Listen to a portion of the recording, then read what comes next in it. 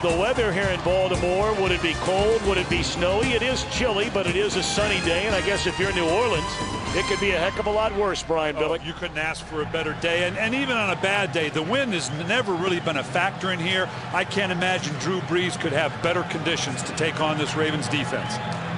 Pierre Thomas will drop back in return kicks after the injury to Courtney Roby a week ago against St. Louis. He spent a couple of days in the hospital, and thankfully he's doing quite well. We're glad to hear it. Pierre Thomas was their primary kickoff return man in 2007, 2008. And he'll have to wait on his first kickoff return here in 2010 as the wind blows the football off the tee. Right on key. Like I said, the wind is never a factor in the stadium. Boy, it's amazing. We have the fans that are sitting right in front of us, and I know that you came in to this stadium before the game. Chris Myers was alongside you. And the reception of these fans for you, Brian Billick, after winning a Super Bowl as a head coach here back in that 2000 season is just amazing. It's been great. I tell you what, it's coming home. Of course, I live in this area still, and the fans here, it's great to see the stadium personnel, the people that are so much a part of my life.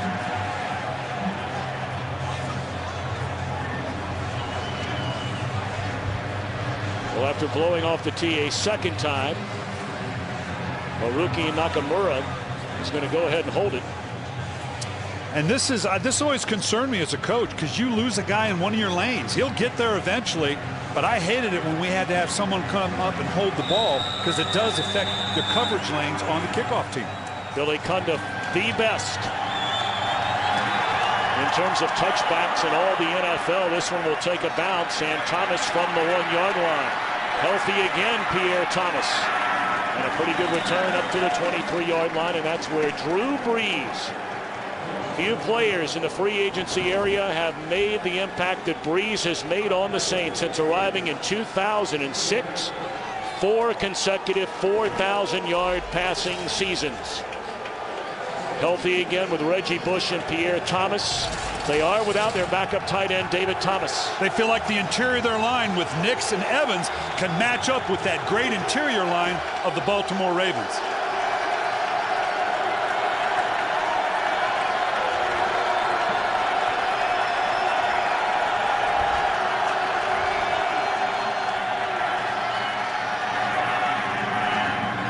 Incomplete on the first play from scrimmage. Brees had an eye on Marcus Colston. Let's take a look at Baltimore defensively. Ranks number 10 overall. Well, this inside, Haloti Ngata and Greg, they're the key to stopping the run. Linebacking core, unheralded Jarrett Johnson, one of the best in the league at what he does. These two safeties, Dwan Landry and Ed Reed, are going to get challenged by the multiple personnel groupings of the New Orleans Saints. 2nd and 10.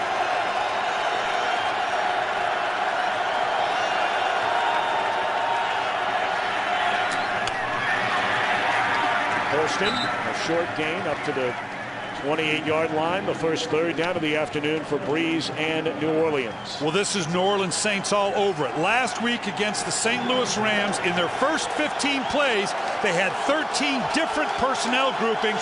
We're going to keep a track of it today. This is their way of challenging the Baltimore Ravens personnel matchups. 3rd down and 6.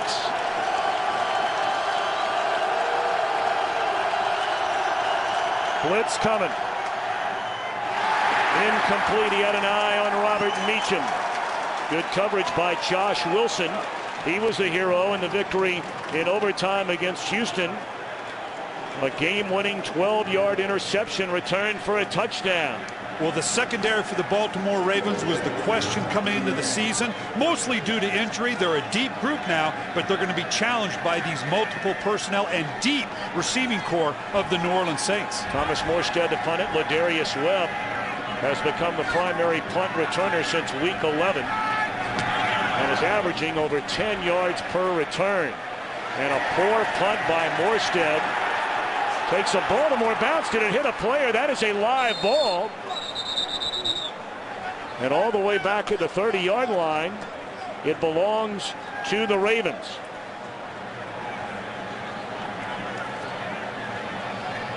So that's where Joe Flacco, a #1 pick in 2008, will put it in play. Of course, Flacco in each of his first 2 seasons has taken Baltimore to the playoffs. They gave him so many weapons during the offseason. Ray Rice returns. They have a healthy LaRon McClain, who missed last week. Anquan Bolden, his favorite target. And they've moved the offensive line around a bit. They've put Marshall Yanda back out at tackle, put Chris Chester back in at guard. We're going to see multiple groups along the offensive line for the Ravens. The running game has been virtually non-existent for a team that is built through so many years on having an outstanding running game, and they're going against one of the best defenses in all of football here today. It is. They're not getting the turnovers that they had last year, but this is a solid group.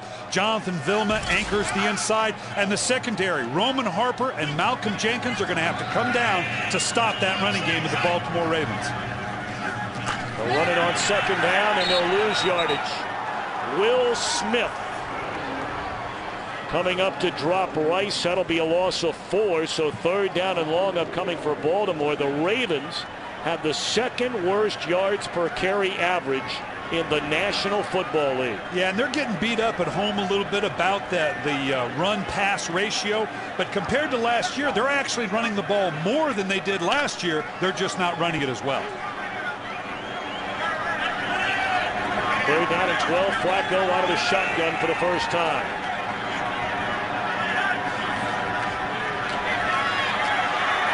Down he goes. It's another area where Baltimore has not been good of late. In their last 3 games, they have allowed 13 sacks, and they serve up one, their first throwing down today. Well, they just get caught with a little twist in here on the interior line, and the center, Matt Burke, and the guards didn't get it matched up, and he gets almost a free runner down at the legs, and Flacco goes down. This has got to be a concern for the Ravens. If they're not running the ball well, it affects their ability to play action pass. Team high 6th sack of the year for Cedric Ellis. And now Sam Cook to punt inside his own 10. Short punt. And Breeze and the Saints will have very good field position for this second possession of the game.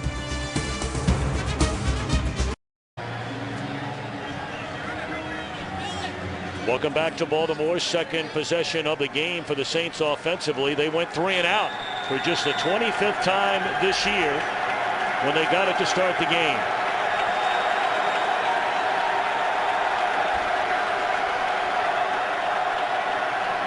Play fake one way, come back the other way, and a former basketball standout at Miami, Jimmy Graham, who played just 1 year of football for the Hurricanes, makes the reception, a short gain on first down.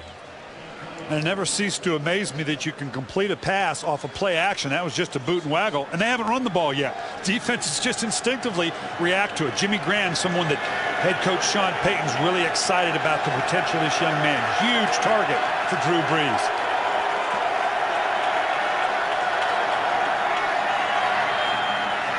Graham never saw it coming. Incomplete. Third down upcoming. Let's check in for the first time today along the sideline with Chris Myers. Hiya, Chris. Hey, Tom and Brian. Sean Payton said not to worry about the weather. His team practiced outdoors all week. But John Harbaugh, the Ravens, the reason they deferred, they wanted, as the winds picked up down here on the field, they wanted Drew Brees going in this direction. The wind is blowing from Brees' right to his left. They thought it would be a disadvantage for him throwing under these kind of conditions early and maybe slow down this fast-starting offense. Brees is hit on just 2 of 5 for only 8 yards.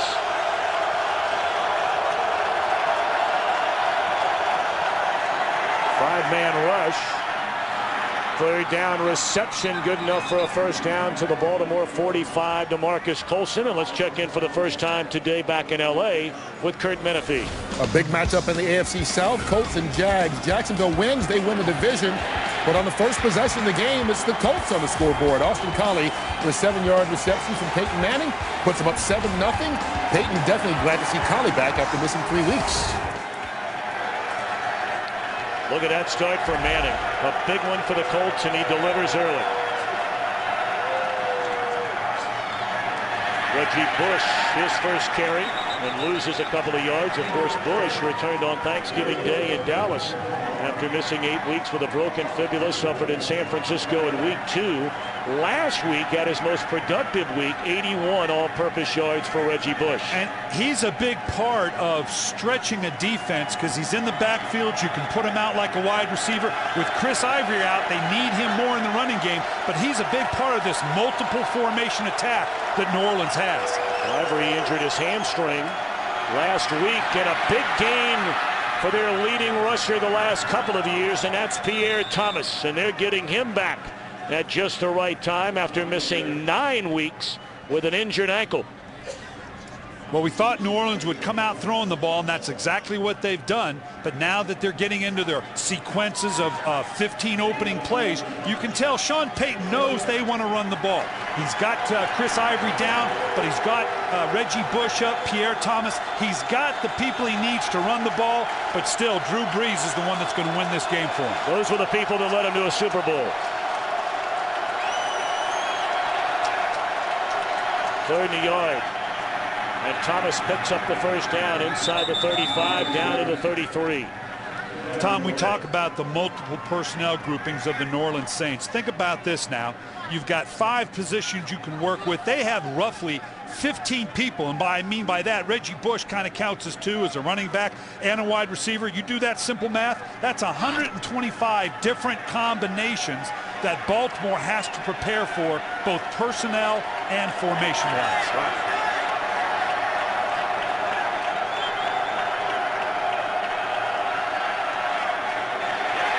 Brees gets it away, and just in the nick of time, and it's a flag. Maybe a late hit on Ed Reed. Yeah, Ed Reed coming off the edge. Personal foul, roughing the passer, number 20, defense, contact with the quarterback's helmet, 15-yard penalty, first down. Yeah, just to advise, you're going to see Ed Reed come off the edge here, and as he goes in, Drew Brees knows he's a man short. He's going to beat it with the throw. Ed Reed with the hand up in the air as he hits the helmet. It's going to get called every time. Thought he could maybe get to the ball. Ed Reed now putting him inside the 20. This is where Drew Brees is absolutely lethal. He's got a big Marcus Colston, a big Jimmy Graham, a big Jeremy Shockey. He's got a lot of targets down here in the red zone.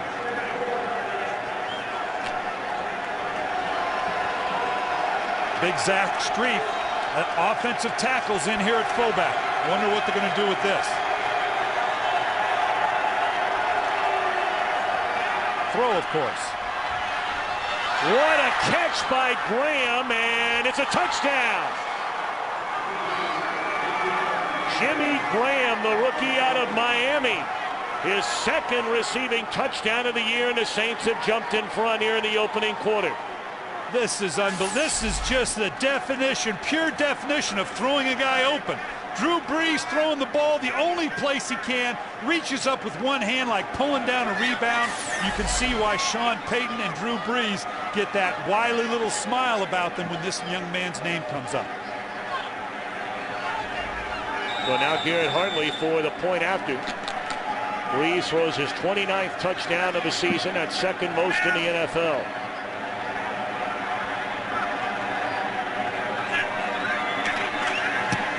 Point after is good. So on their 2nd possession of the game, New Orleans takes advantage of great field position and sticks it in the end zone.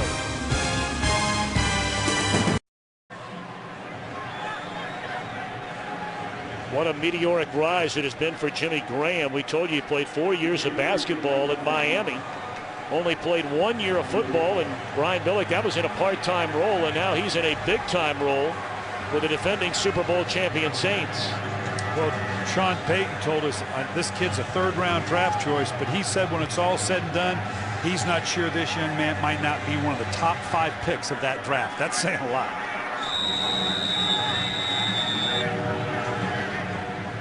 Well, 7-0 New Orleans, 9:03 to play in the opening quarter.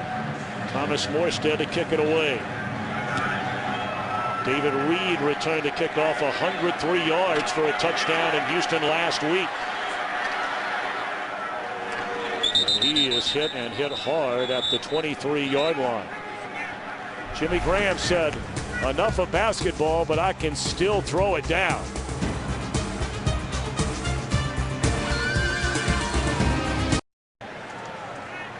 Baltimore with the football, trailing 7-0. Hey, sports fans, check out the all-new Fox Sports app. Complete sports coverage, scoring, video, and more in one sports app and 100% free. That's good news from Brian Billick. That's some good stuff. I wonder if you can get Coach speak on that thing. Get it today on iTunes. I bet you can. Ray Rice, a nice pickup on first down of close to 6 up to the 30-yard line. Well, it's interesting. When we visited with Cam Cameron the other day, he said, you know, last year Ray Rice was the best offensive player we had, and that's why we ran the ball. He says Joe Flacco's the best player we've got right now. We know we need to run the ball, but we've got the receivers outside. They know they've got to get Ray Rice involved, both in the running game and the passing game. Back on the ground with Rice again. Slips a tackle and has enough for a first down up to the 35-yard line. Some extra pushing and shoving going on at the bottom of the pile. Somebody's still down there. Well, these two teams have a great deal of confidence. They both have what I call athletic arrogance. In other words, they have a great deal of belief in their talents. They have a great deal of respect for one another, and they're not so sure they're not going to see each other in February. And they believe that in their hearts. And, of course, this year's Super Bowl is right here on Fox.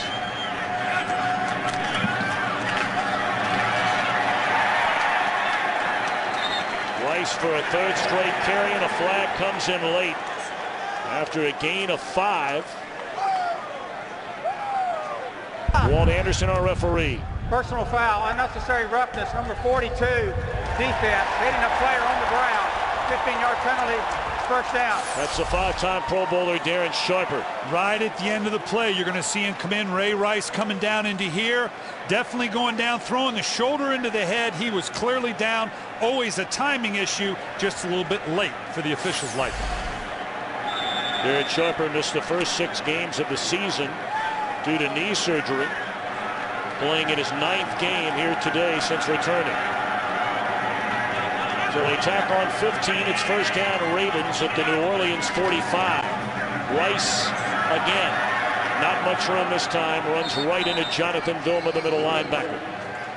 Well, with the way the Ravens are running the ball right now, at some point pretty quickly here, we're going to see a hard play fake and a vertical shot down the field. That's how they come up with big plays. You can see the numbers on Ray Rice here. The Ravens not particularly explosive this year. They're 30th in the league in generating plays of 20 yards or more. They're going to need a couple of those today against this top 5 rated New Orleans Saints defense.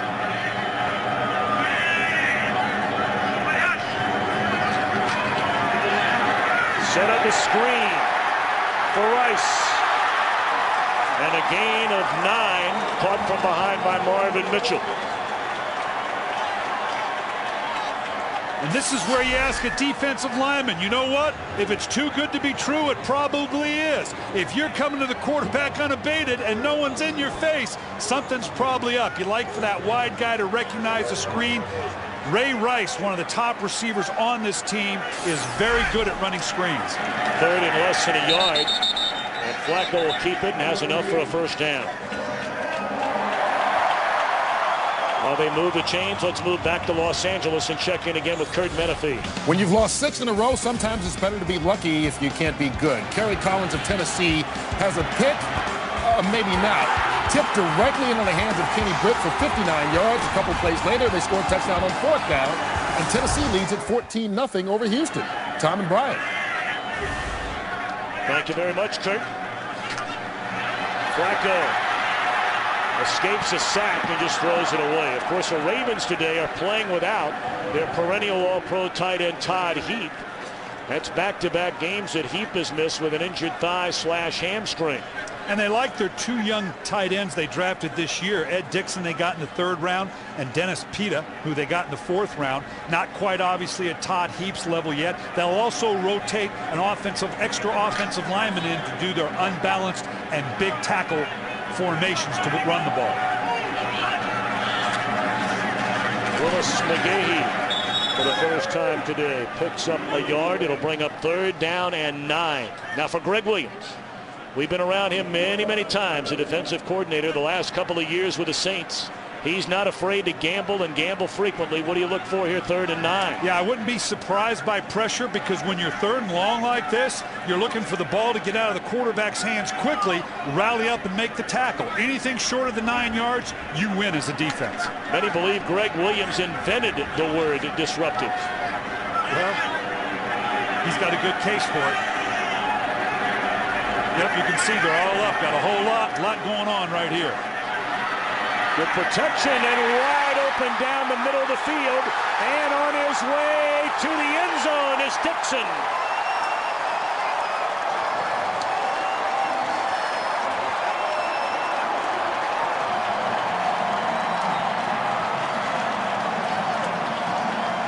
Well, we just talked about bringing pressure. They bring it.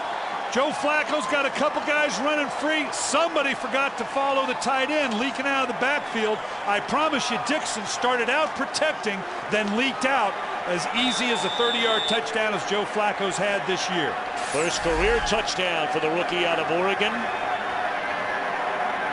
So both tight ends into the end zone. 4:43 to play in the opening quarter. We're tied at 7.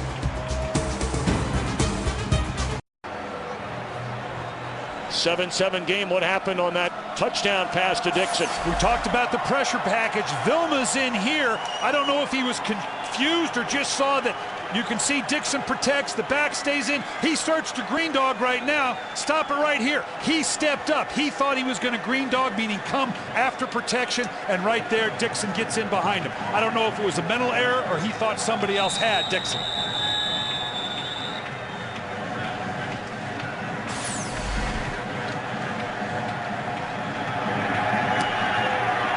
So a 7-7 affair. Pierre Thomas from the 8-yard line. And he's up to the 28. Can Breeze answer the Baltimore score? As Captain Doug Pruitt, just want to say Merry Christmas to my wife Molly and my kids Adelaide and Ernest, and to my parents. Merry Christmas. And Captain Doug Pruitt, Merry Christmas to you and all the men and women away from your families during this Christmas season. Our thoughts and prayers are with you every day. Pitch it to Julius Jones. His first carry of the afternoon. And he's wrapped up by Chris Carr. Of course, Jones joined New Orleans in week 6 after spending the first 3 weeks of the season in Seattle. It's been a rotation of backs. Pierre Thomas went down. Chris Ivory has stepped in very well for them, but he is down now today. They've got to build this stable of backs if they're going to keep this running profile throughout the rest of the season and into the playoffs. Ivory has had an outstanding rookie year.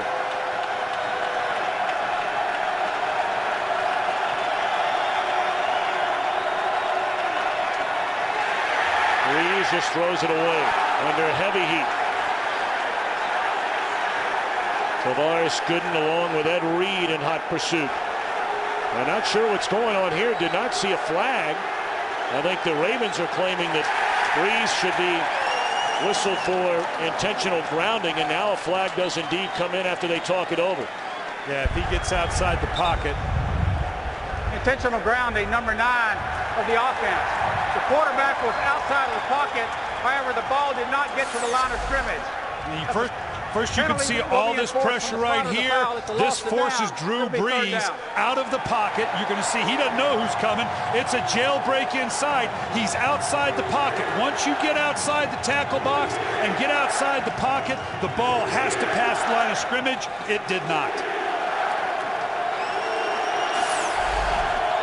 Well, 3rd down and 21. They need to get all the way up to the 38-yard line to convert.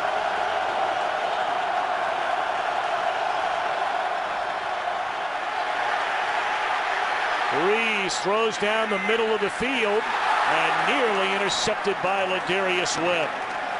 Had both Henderson and Meacham in the same area code. Well, those are the kind of throws that Drew Brees now, and uncharacteristic for him. 18 interceptions. It's those kind of throws that have led to the 18 interceptions he's already had. A little ill-advised to just throw. He's got a lot of faith in his big receiver, Marcus Colston, but those are the types of interceptions that have nagged him so far this year. Thomas Morstead punts from inside his 5-yard line. Great hang time on this punt. And Webb signals for a fair catch. Great field position for Baltimore, however, from its own 41-yard line. We're Super Bowl 45. From Arlington, Texas, and Cowboy Stadium. Comes your way right here on Fox, February the 6th. Well, the Saints return to the Super Bowl for a second straight year. What about these Ravens? They've not been back to the Super Bowl since Brian Billick was roaming the sidelines. Well, don't for a minute think that's not on the minds of these guys. They recognize they could be facing each other in February, but they got a lot of football to play between now and then. Both of these teams a game back in their respective divisions. Baltimore in the AFC North behind the Steelers, whom they split in 2 games this year. And New Orleans 1 game behind red-hot Atlanta in the NFC South. Let's check in with Kurt Menefee back in Los Angeles. And Tom, Tampa Bay's 1 game behind the Saints in the NFC South. Today they're taking on Detroit. And Nate Burleson bowls his way to the end zone for the Lions, giving them a 7-0 lead. Of course, Detroit trying to snap an NFL record 26-game road losing streak. Tom and Brian. All right, Kurt, thank you very much. Of course, the Lions got a big home win last week after they knocked out Aaron Rodgers with a concussion, and Rodgers will not play in New England later tonight. Good running room for Ray Rice in Baltimore early on today, running the ball far more effectively than they have in quite some time. They've really only had 1 big running game this year, and that was against the Denver Broncos. Yeah, these are good numbers to start with. They've got to like the way they've started their running game. And as I said earlier, what that does is then allow you to play action fake and get the ball down the field, whether it's to Anquan Bolden, TJ Houshmandzadeh. They've got Dante Stallworth now in the lineup. He's the one guy on this team that can take the top off that defense or stretch his own. Unfortunately for them, Stallworth is not playing today, and so you can see where these New Orleans DBs might sit on these receivers. Well, just short of converting on that carry was Ray Rice, so it'll bring up 3rd down and inches. The last time Baltimore had this situation, Flacco just took care of business himself. 6'5", all you got to do is fall forward. He's going to get 4 yards.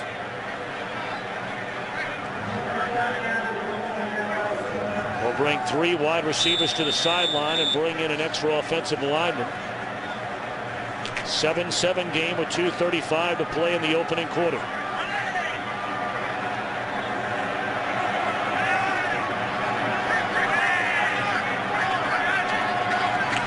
Well, they're going to pitch it, and he didn't get there.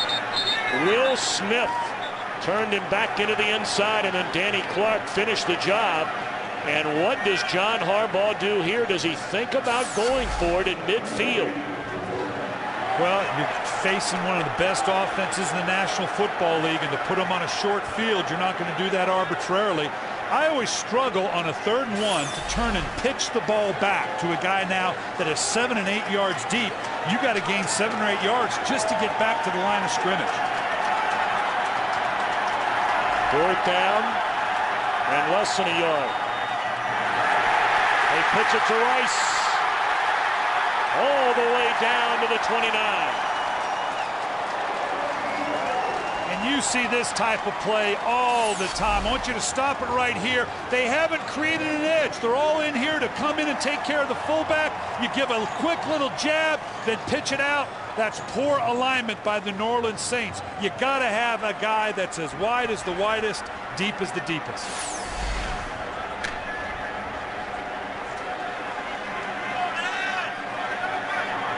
Play action vertical right here. Great place for it. They're going to give it to McGahee. And McGahee down to the 25-yard line. He signed his Originally with the Buffalo Bills out of Miami, and then came over in a trade. You had him for a year here in Baltimore. He was a great addition for us, and you can see here for the Ravens now, this is just what they want. They've been criticized for not running the ball enough, which is not fair because they have, as well as they have the last 2 years. As we've said, they haven't run it as effectively, but this is the game they want to play right now in late December, going into January. We got a big offensive line. We got two pretty good backs. We can shove it at you and build our play action passes off of it. Play clock down to 1. Flacco able to get the snap. Gives it to McGahee. He has another first down. Inside the 20, down to the 16.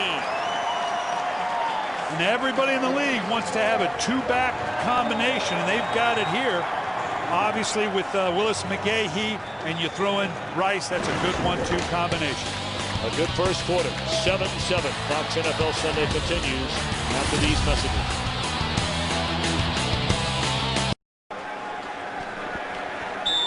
Numbers from the opening quarter.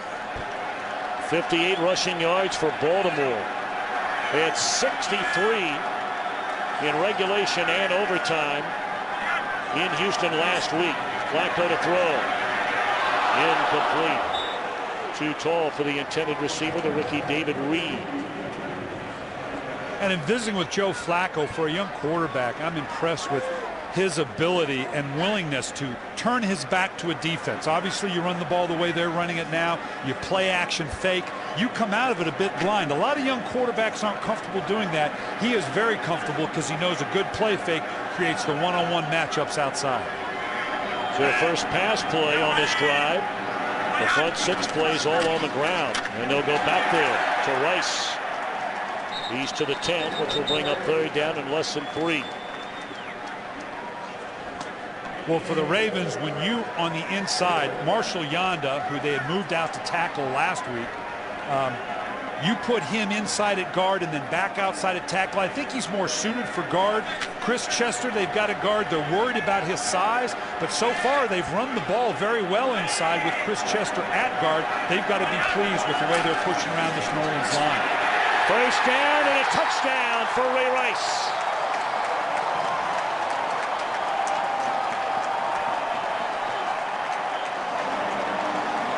Just spoke about Chris Chester. Nice block up front by the guard here. I want you to watch the lead block by Chester, and I want you to watch the patience of Ray Rice. Cam Cameron told us that we're not timing up our running game well. There you can see Ray Rice shuttles his feet, waits for the opening, and then bursts into the end zone. Point after attempt by Billy Cundiff is good. Ravens fell behind 7-0 and now lead for the first time today in the opening minute of the second quarter.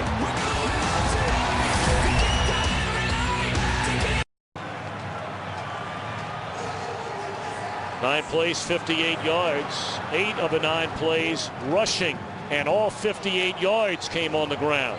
Yeah, huge for the Ravens, and now we got to see Drew Brees and Sean Payton respond. They're kind of through their openers now. Sean Payton's gone through all the personnel and formation groupings that he wants. Now we're going to see what kind of plan he wants to come up with now that he's through his openers for this Raven defense.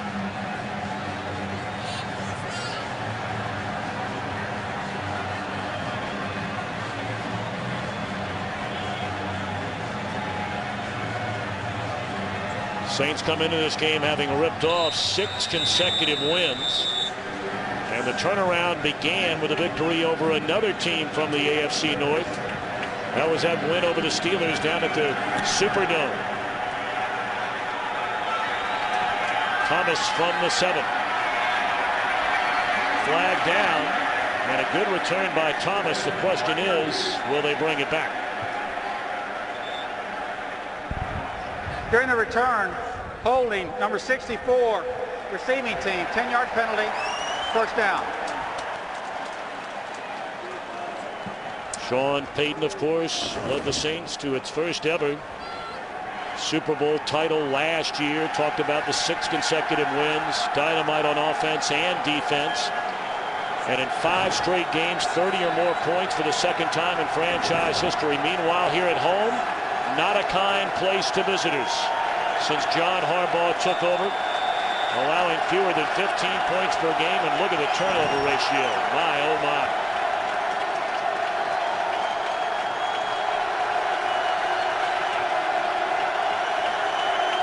Backed all the way up to the 11.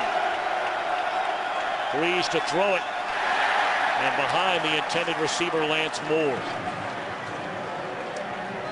Well, Drew Brees on a couple instances now has tried to poke a hole in this pressure package of the Baltimore Ravens with a couple of these quick slants, and he hasn't connected one on one yet. And that's the problem with the quick game. You don't get a lot of yardage. It does handle pressure, but it's got to be high percentage, and right now he's not getting that high completion percentage out of his quick game. Brees has missed on his last 3 pass attempts.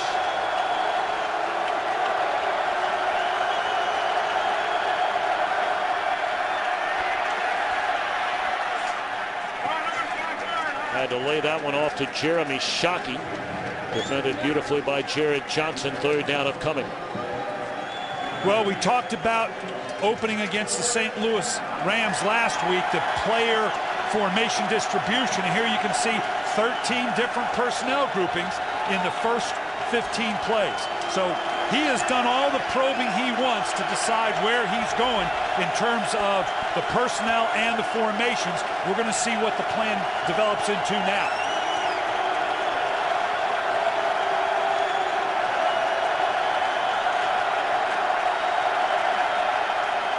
Third down, blitz coming. Breeze throws.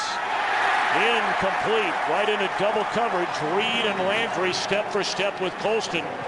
So it's 3 and out again for the Saints. Drew Brees just a little late out of the throw. I'd like to gotten that up just a little earlier and wider. Great coverage by the underneath with Ed Reed coming over the top. I promise you, Drew Brees is being affected by knowing where is Ed Reed.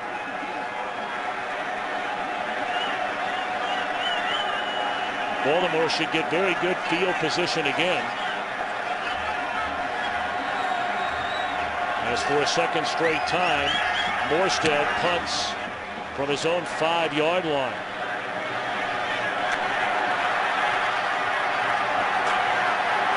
Webb cuts it back the other way, crossing midfield, inside the 40. And good field position indeed after a big return by Ladarius Webb.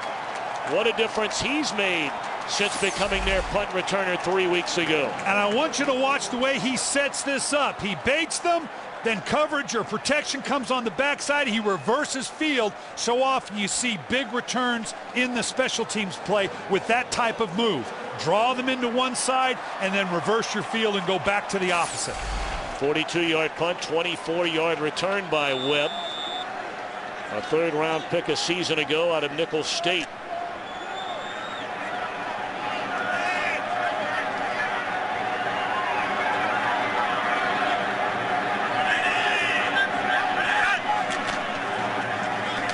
McGahee runs right into Danny Clark.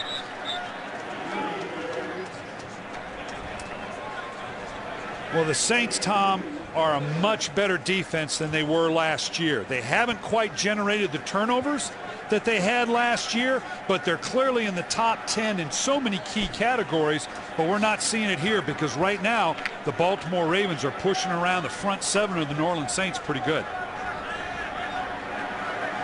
The 2nd down for Flacco. We'll call it 2nd and 7 at the 31. Set up the screen again to Rice. And Will Smith catches him from behind, but not before he picks up a 1st down inside the 20. You know, Brian, you look over the last couple of years under John Harbaugh, in December and January, the Ravens have roughly averaged better than 150 rushing yards per game. Barely over 100 in the month of December through 2 games up until today. Well, they know that that's a priority, and some of it has to do with the teams you're playing and what they're going to give you. This is a team that's committed to the run. They're among the top teams the last 2 years in running the ball. They want to run the ball now. As we said earlier, they just have to do it better, and they're doing a lot better job of it today.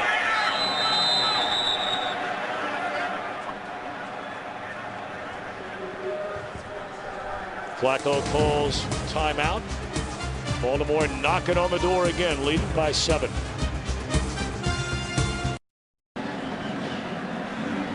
Well, generally, when you run it well, you'll own time of possession.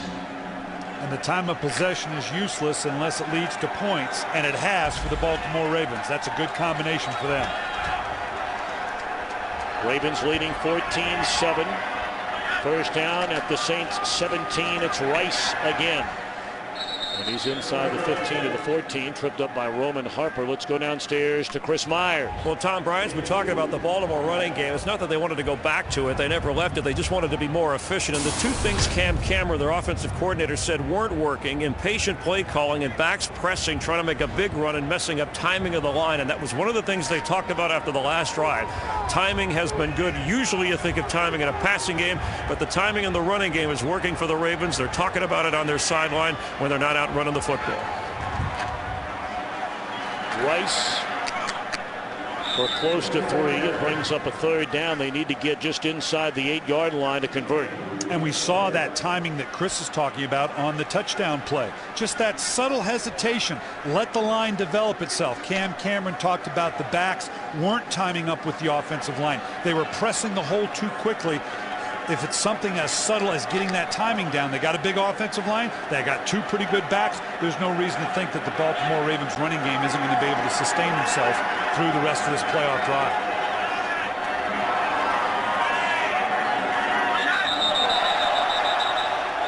Will Smith pointing at Michael Orr. Ball start, number 74, offense. 5-yard penalty, still third down. That is Orr's 8th false start penalty this year, most among offensive linemen in the NFL. Of course, he's had to move from right tackle to left tackle this year after the injury to Jared Gaither. You can see right here on this left side, and it's been interesting. Michael Orr, now in this instance, once they jumped, he must have seen a flinch. They had to talk to the league. This guy is such a great athlete. He gets off the ball so quickly, he was getting called for a lot of offsides when in fact he wasn't. A third down and 11. Jump ball for Ray Rice.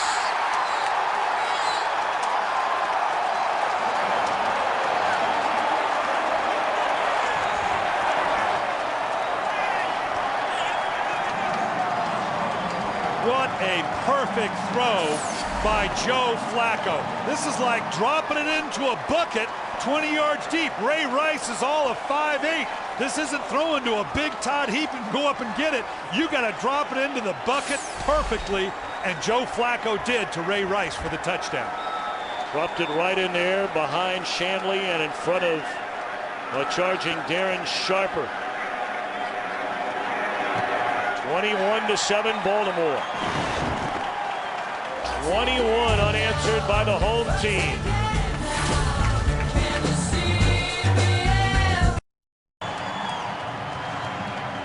A rushing touchdown in the opening quarter for Rice. Now a 17-yard receiving touchdown. All set up by great field position after the return by Ladarius Webb.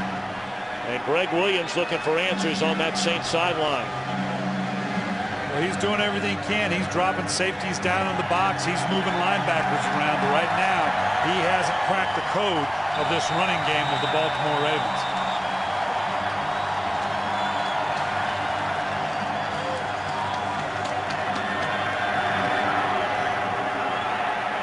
Very short kick, which is rare indeed for Condit.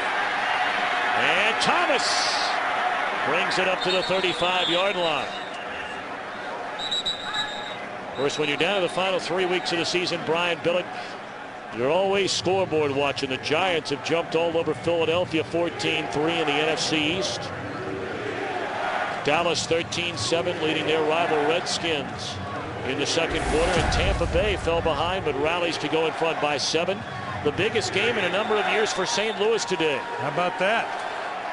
On top of the Kansas City Chiefs, that huge battle out at the NFC West.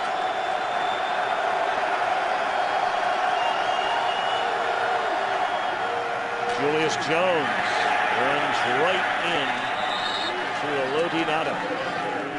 I think what we're seeing a little bit here right now, Tom, is the New Orleans Saints, this Baltimore Ravens defense, if you have not faced it, it just has a different feel about it. It's like when you used to play Barry Sanders or when you play Peyton Manning. If you're not used to it, you're not used to the tempo, the athleticism, the physicality, it takes some getting used to. And right now, it doesn't look like New Orleans is quite used to the tempo that this Baltimore Ravens defense is setting.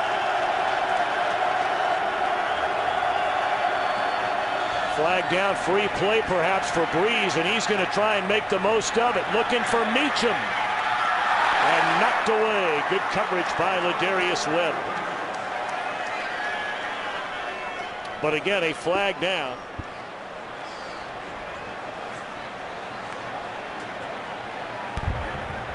Offside, number 99, defense. 5-yard penalty, still second down. You can see here just a little jump in there right on the inside. Now Drew Brees knows he's got a free play. This always worries you as a coach because you hope they saw it the right way. And Meacham, who has been a big play receiver for him. He doesn't have a lot of receptions, but I believe he has, 5 touchdowns? He's been a big play guy for them and shows up just at the key time. Movement along the line of scrimmage once again, this time Corey Redding. Encroachment, number 93, defense. 5-yard penalty, first down. Yeah, getting a little anxious now. Baltimore feeling their oats. They like to get a jump on this offensive line. And you're talking about a veteran quarterback in Drew Brees, even on the road. He can work with that count a little bit now. John Harbaugh wondering, guys, let's don't give them too many first downs here, okay? On first down, they'll give it to Pierre Thomas. He crosses midfield to the 49. We talked about the personnel groupings of New Orleans. This is what Ray Lewis had to say, how they were going to deal with the multiple formations and personnel that New Orleans has. We can play a great game with Drew this week from the aspect of giving him something that he thinks he has, but then he don't have. Showing him something that he thinks is coming, but it's not coming based off the same look. You know, one blitz may look the same way, but it may be a zone. A zone may look the same way as a blitz. And so all of it is just really playing the game with him and really trying to get him out of his rhythm. Second down, they set up the screen to the tight end Jimmy Graham and defended perfectly by Baltimore. It brings up third down and 8. And this is just this back and forth between two future Hall of Famers, in my opinion. Ray Lewis, a slam dunk Hall of Famer when it comes time.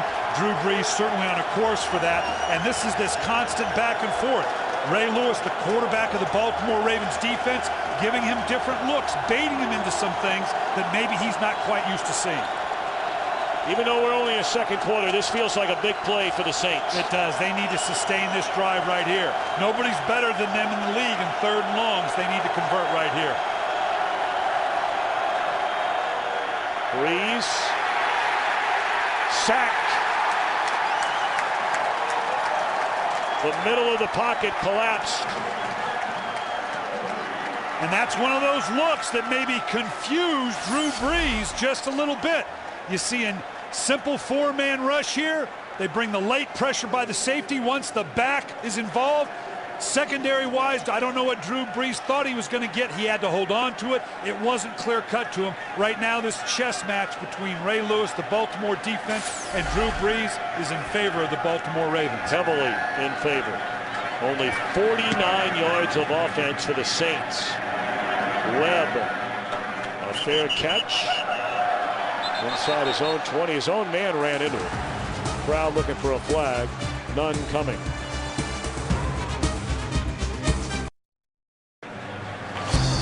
We invite you to join us for college football Friday, January the 7th, one of the most anticipated bowl games of the season. The LSU Bengal Tigers and the Texas A&M Aggies. 75th AT&T Cotton Bowl Classic live from Dallas. Begins at 8 p.m. Eastern, 5 Pacific, January the 7th in high definition on Fox. It has been the Ray Rice Show.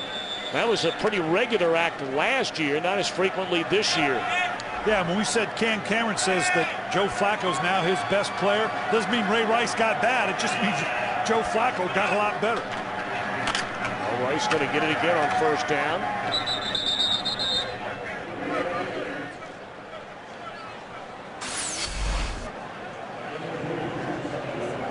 Roman Harper trying to get this group together. And right now, it's not necessarily the secondary. He may be telling them, guys, we got to hang on here because we got to put a whole bunch of people in this box to stop this running game of the Baltimore Ravens, which would lend itself to a shot down the field by Joe Flacco with a hard play fake and going downfield to maybe Anquan Bolden for a big play. They got to do something to stop this run of the Baltimore Ravens.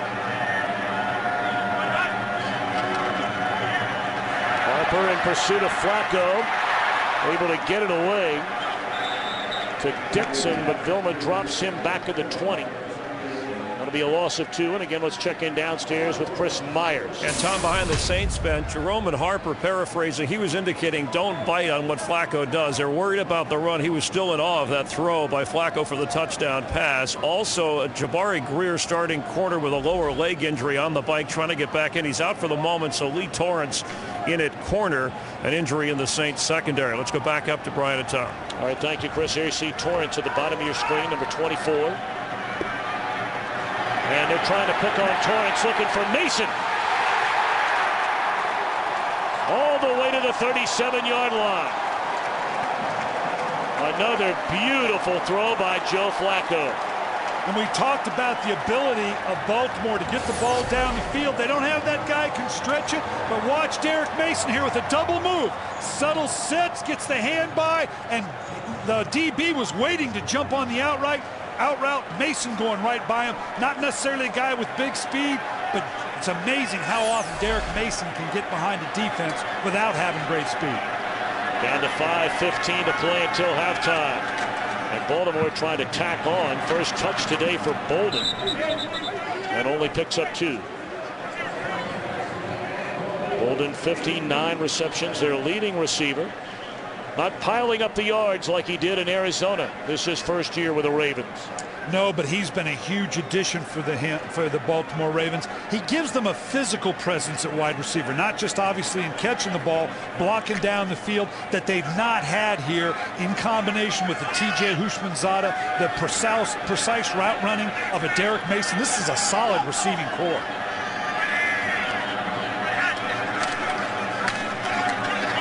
Rice dropped by Alex Brown. It'll bring up 3rd down and long, and officials stopping the clock at 4:25. It's going to be an interesting call by the Ravens. We said earlier, Tom, 3 points right here would be huge.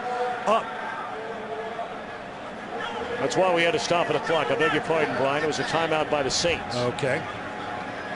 But an interesting call for Baltimore because up the way they are right now, 3 points is huge. They're clearly outside the range of their field goal kicker right now. You've got a 3rd and long. Cam Cameron, do I go for the first down yardage? Always want to be aggressive. Or I'm willing to hand the ball off or dump it off underneath. If I can get good 4 or 5 yards, I'm in field goal range. That would be huge for the Ravens right now. So his play calling, he's going to give himself a shot down the field for the first down, but he's probably telling Joe Flacco, if you want to dump this ball off, that's just fine. Get us into field goal position. And meanwhile, for Greg Williams, the yards just keep on coming for Baltimore against his stout defense, what has been a stout defense the entire year up until today.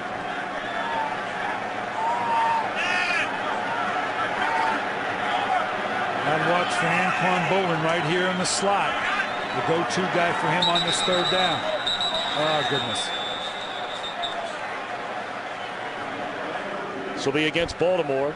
Prior to the snap, false start, number 66, offense. 5-yard penalty, still 3rd down. That's the left guard, Ben Grubbs, and this has been, by and large, a penalty-free Baltimore team this year. They are on pace for the 2nd fewest penalties of any Ravens team in franchise history. And you can see John Harbaugh's frustrated because he knows that changed the equation now. Now it's almost more of, all right, let's just get back in field goal position. We may still send a guy vertical for that 1st down, but we got to get a bigger chunk of yardage now to get back into field goal position.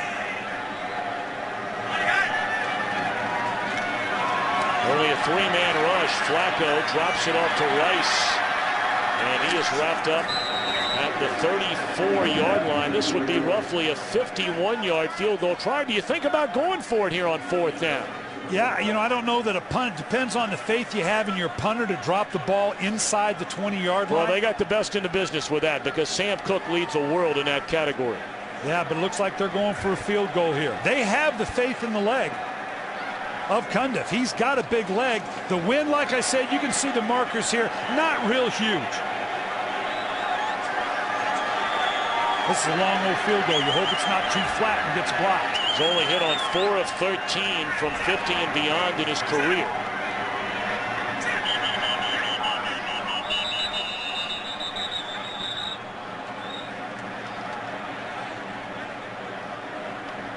And perhaps John Harbaugh thought long and hard about it and has changed his mind. Yeah. Delay of game, offense, 5-yard penalty, 4th down. Brian, would you think about going for it here? I mean, you're at the 34-yard line. You have a big lead, a good lead at 21-7. Yeah, 3rd and that distance, it's still a bit of a bet. But like you said, you just said, Sam Cook's pretty good at this. If you can drop them now inside the 15, inside the 10, with the way you're playing defense and the score you have right now, this is probably the prudent thing to do. Okay.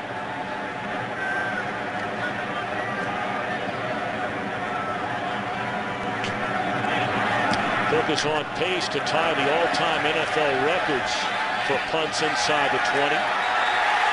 And this one is down at the 1, but there is a penalty flag. We've got them all over the field, 2 of them in fact. So we'll wait. This could be offsetting. The gunner down here on the bottom definitely moved before the snap. That's half of this equation.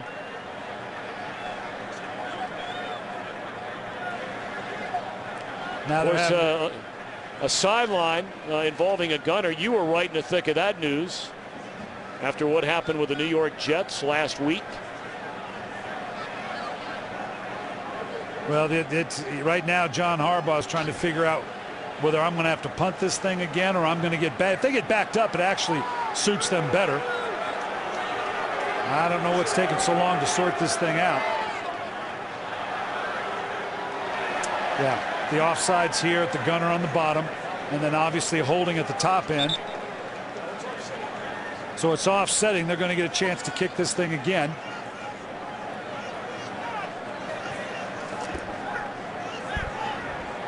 Illegal shift on the offense. Holding during the kick on the receiving team. By rule, the receiving team has elected to offset the fouls. We'll replay 4th down.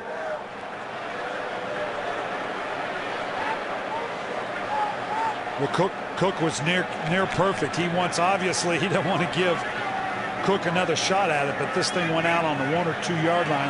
He's hoping this one goes into the end zone, brings it back out to the 20.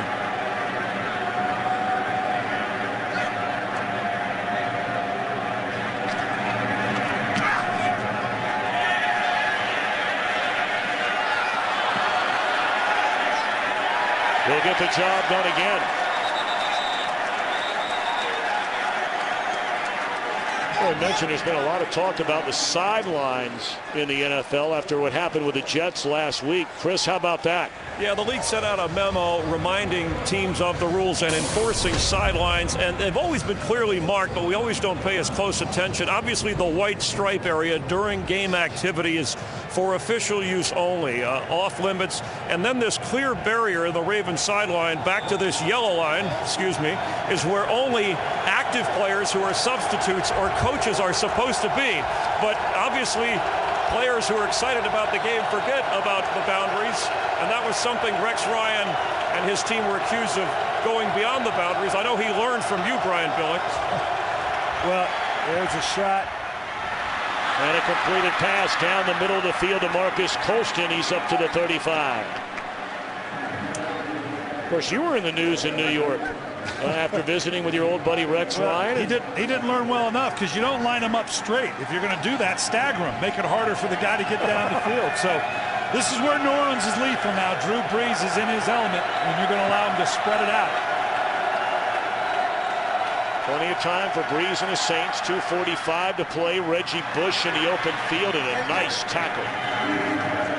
Laid in that open field. by Donnell Ellerby. He got a lot of playing time last year, not as much this season. And this is where the Ravens were tested last week against the Houston Texans when they got spread out. Houston able to move up and down the field. Drew Brees trying to find that same magic here.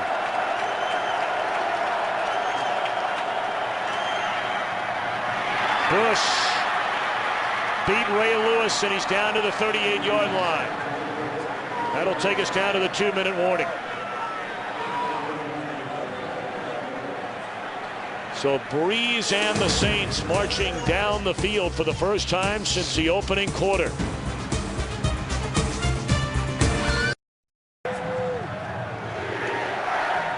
All of a sudden, this New Orleans offense has sprung to life on this drive. Brees 3 for 3, spanning 55 yards, trailing 21-7. Well, Baltimore may have to pressure this no-back look, because right now, Drew Brees has got a hot hand.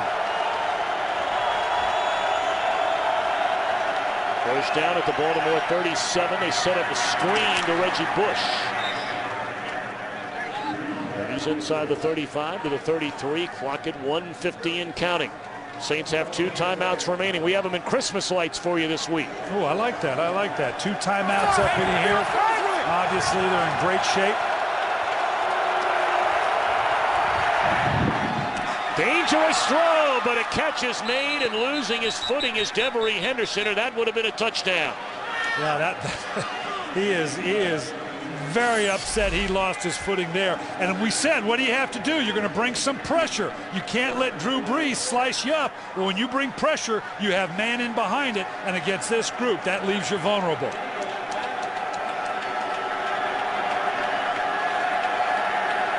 So 1st and 10 for the Saints at the Baltimore 16.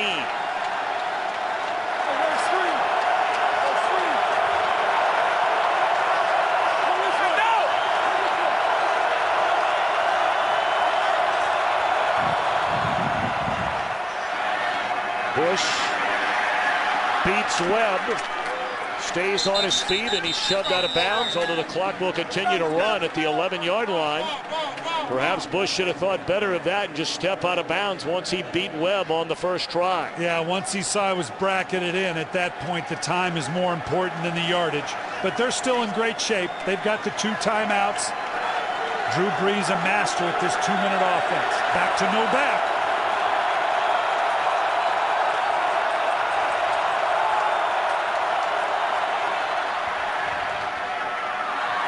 Shockey to the 1-yard line. And New Orleans will spend a timeout here.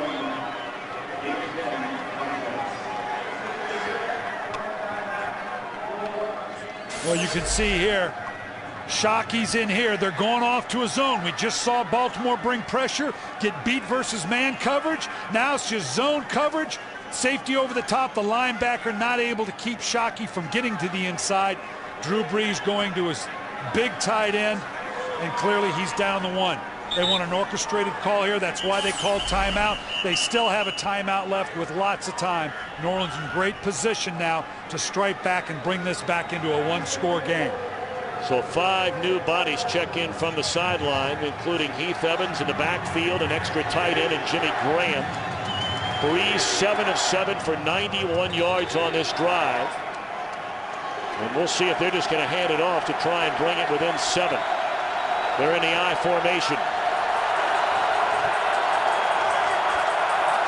And they're going to throw out of the I.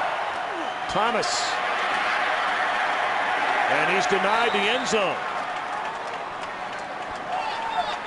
Well, that's much like just a pitch or a toss play is all that was, or a variation of it. They've got to get up to the line and get this second call off right now. They want to save that last timeout for a more orchestrated 3rd down call. They're going to throw it again. And this time a touchdown to Graham, his 2nd of the afternoon. And a much-needed drive and score by the Saints. And that no-huddle play, they clearly called 2 plays in the huddle. That really stretches a goal line defense, because now you have to make the determination, we're going to sell out to the run. This is as old as football. Any high school or college team the same way. Play fake, put the tight end to the corner. Ray Lewis focused more on the inside, thinking it was going to be the run. Drew Brees has just tied Steve Young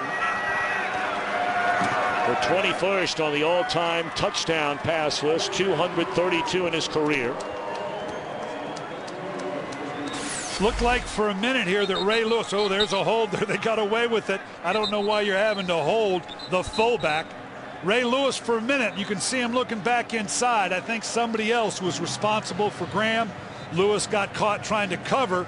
As they step up right here, I don't know if it was the outside defender, but Ray Lewis looked back inside like, hey, man, this is not my guy.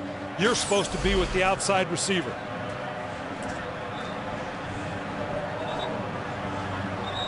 So here we are in a game that by and large has been dominated by the home team Baltimore Ravens. Yet, after that 92-yard drive, the Saints are within 7. And that's the kind of pressure a Drew Brees, a Peyton Manning, a Tom Brady puts on you. They're never out of it. I can't imagine John Harbaugh orchestrating a better first half for his offense, running the ball. They get a lead. Defensively, they're playing solidly, but you're talking about a possible Hall of Fame quarterback in Drew Brees with a gifted, healthy group of receivers. I'm not sure we won't come out in second halves and see a little more of this spread out offense by New Orleans, because it was very effective that last drive. And of course, the Ravens' problem has not been by and large how they have played in the first 30 minutes or even for the first 45 minutes. Most of their problems have occurred, especially on defense, in the final 15 minutes. So we'll see how that plays out here today.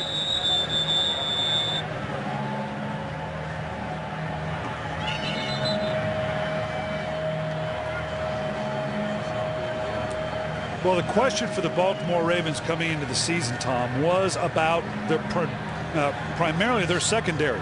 Ed Reed wasn't going to play in the first 6 games of the season. Ladarius Webb was hurt. Fabian Washington. They brought in some people to shore up the secondary. It's played pretty well, but the last couple weeks, we've talked about the Houston game you saw right there. This secondary, this still remains a question mark for the Baltimore Ravens.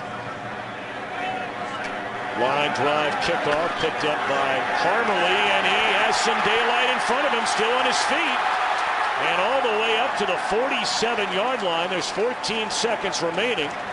And the Ravens have a couple of timeouts left to try and get into field goal range. Coming up on the Visa Halftime Report, Kurt, Terry, Howie, Michael, and Jimmy will tell you about the Giants and the Eagles. A big battle today in the NFC East. And, boy, what is going on in Washington? Donovan McNabb benched this week.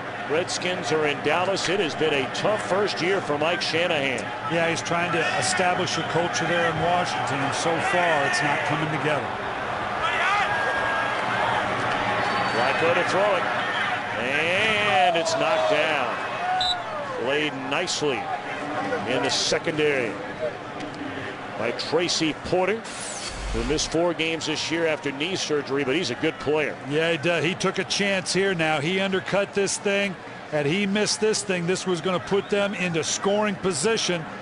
He judged that just right. And, boy, if he's a half inch off or just a half a step late, that'd have been a catch by Derek Mason.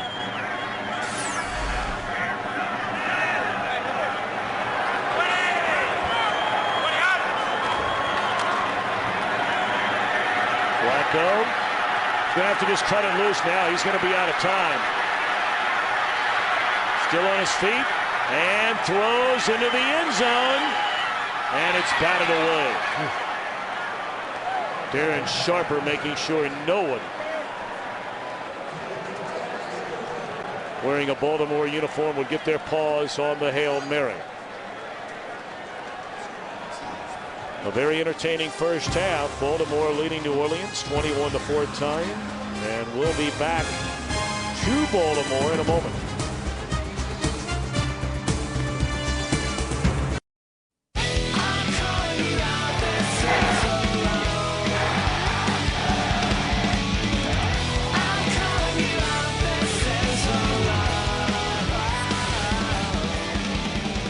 Welcome back to Baltimore. 21-14, the Ravens in front.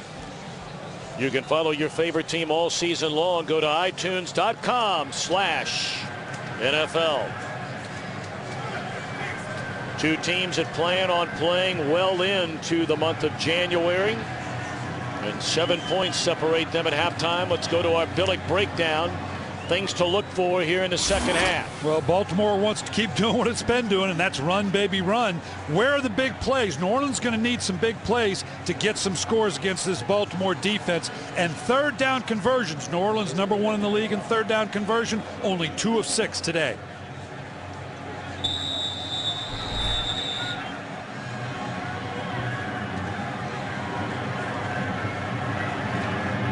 Jalen Parmalee back to receive the kickoff. Baltimore won the toss, you may remember, and deferred to the second half. We understand David Reed is out with a concussion, and that's why he's not returning kicks. Let's check in downstairs with Chris Myers.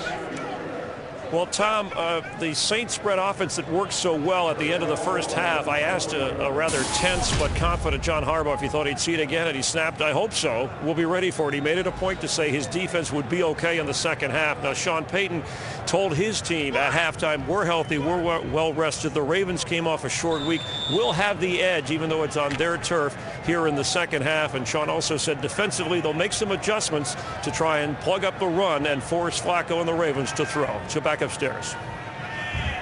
Always great to have Chris Myers with us.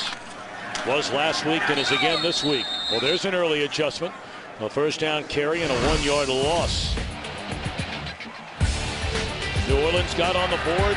Second possession of the game, a touchdown to Graham. But then Dixon answered right back to tie it. Ray Rice on the ground to give Baltimore a 14-point lead. Then to the air for Rice, 21 unanswered. And in the final minute of the opening half, a second reception for a touchdown by Graham. Yeah, right now, Graham's a huge matchup. We're going to see him flexed out a great deal when New Orleans gets on offense to try to match up to some of the secondary. But right now, Baltimore needs a big conversion. Second down run. Vilma wraps up Rice from behind up to the 26. It'll bring up third down and 5 for the Ravens. After the play, unsportsmanlike conduct, number 27, offense, tossing the ball at an opponent. Be half the distance to the goal, it's going to be third down. Yeah, and this is one of those things that it has to do with the taunting after a play. Let's see what he does with the ball here. I don't know if he said something or he just flipped the ball to him saying, "Here." Yeah, see, it's something as subtle as that. It's simply a matter of they don't want it to lead to something else. You can't toss the ball forward after a spot. Here he flipped it to a player trying to show a player up. Officials are going to call it every time. Well, he could lead his lips right there. He said, "I was tossing it to a ref." Well, the ref doesn't wear number 51 in a white jersey. Yeah, I don't know if that's the case, but you can get ticky-tack with it sometimes, but they want to send the message. They don't want to incite something else. That's the rule. You got to live by it. John Harbaugh's not going to buy it. You never got angry on the sideline. Never raised my voice. And after your mom told you she thought you saw a couple of bad words come out of your mouth. Yeah, I reverted to 12-year-old mode there. Yes, ma'am. No, ma'am.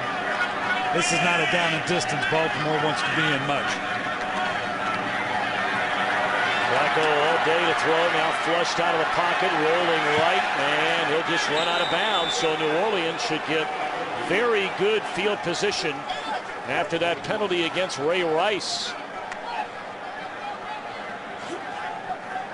And this is the confidence that New Orleans brings into it. Keep in mind, this defense is a top-rated defense. Last year, they were middle of the road, but they had a great number of turnovers. They were second in the league in getting the ball away. They're not there this year. They haven't gotten a lot of turnovers. But defensively, they rank in the top 5 or 6 of virtually every category. They have faith in their defense, even though they've been run on today. Cook punts it from his own end zone. And Reggie Bush will get out of the way. It's down at the 48. You can't ask for much better field position to start the second half than the Saints have now.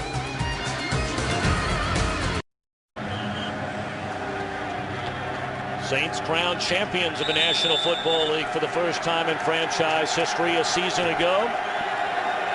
I thought my ring was big. I still like your Grinch hat. We'll pull that one back out.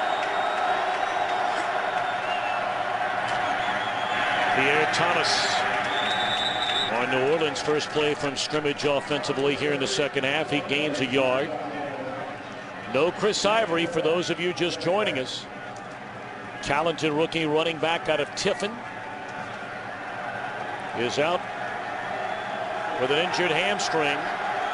You see the Ravens in the third quarter. They have dominated the opposition. And that's a big part of the success they've had, particularly here at home. This is what I expect more out of New Orleans, spreading it out like we saw at the end of the first half. Reggie Bush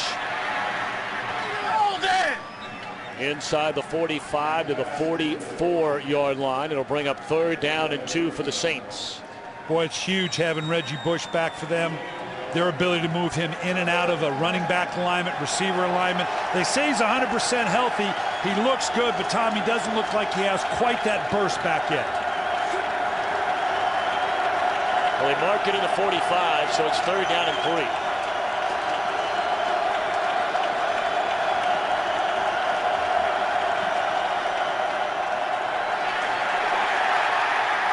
Breeze had a chance to connect with Meacham, but it's incomplete under heavy pressure from Ray Lewis. Well, we said earlier, New Orleans, one of the best 3rd down conversion teams in the league, and you can't miss on this. It's just a little quick play action fake. He's looking for the quick flat pass or the trailer in behind. Ray Lewis pulling the trigger. How many times have we seen him do that? If Ray Lewis has lost a step, I don't see it. Curious call there on 3rd down with Reggie Bush out of the game. Bring in Julius Jones out of the backfield for a 3rd and 3, but that's old news now. Punted and beautifully done by Morstead, hitting Baltimore down at the 7-yard line. A 7-point game with the home team in front.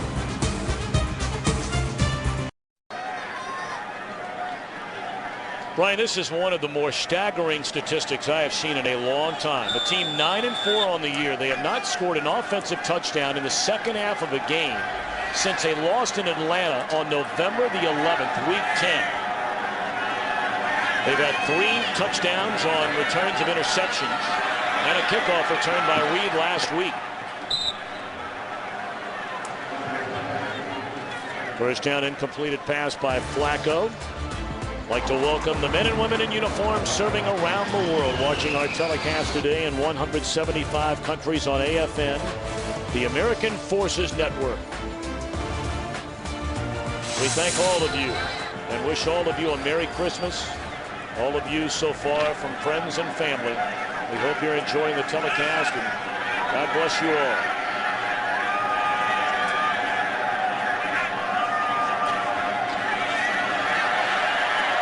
Flacco hit as he threw, and then off the hands of Ray Rice. Step for step with him was Vilma. Under heavy pressure was Flacco from Roman Harper. Harper having another outstanding year. You know, the thing you're seeing right here, and you talked about here, Flacco just under duress. Harper here up on the line of scrimmage, showing pressure. Then late, what we call a late green dog. And Ray Rice not quite ready for the ball. The lack of scoring in the second half, Tom, I think that shows that they maybe lack an identity right now. They really don't know what to hang their hat on. The running game, the throwing of Joe Flacco, they're still searching for that. 3rd and long, a delay to Rice. And he'll only pick up 4 yards, so it's 3 and out for the Ravens on back-to-back drives to begin the second half. And make no mistake about it, the Baltimore fans have not been happy with some of the play calling by Cam Cameron. Of course, I'm not sure what city is happy with an offensive coordinator week in and week out, but after the loss to Pittsburgh, which John Harbaugh called the worst in his 3 years, Harbaugh called out a fan on his radio show who suggested firing one or more of his assistant coaches. Good punt. Backing up Reggie Bush to the 41. Slips a couple of tackles, and Bush into Ravens territory to the 48-yard line. But Harbaugh's Ravens still hold a 7-point lead in the third quarter.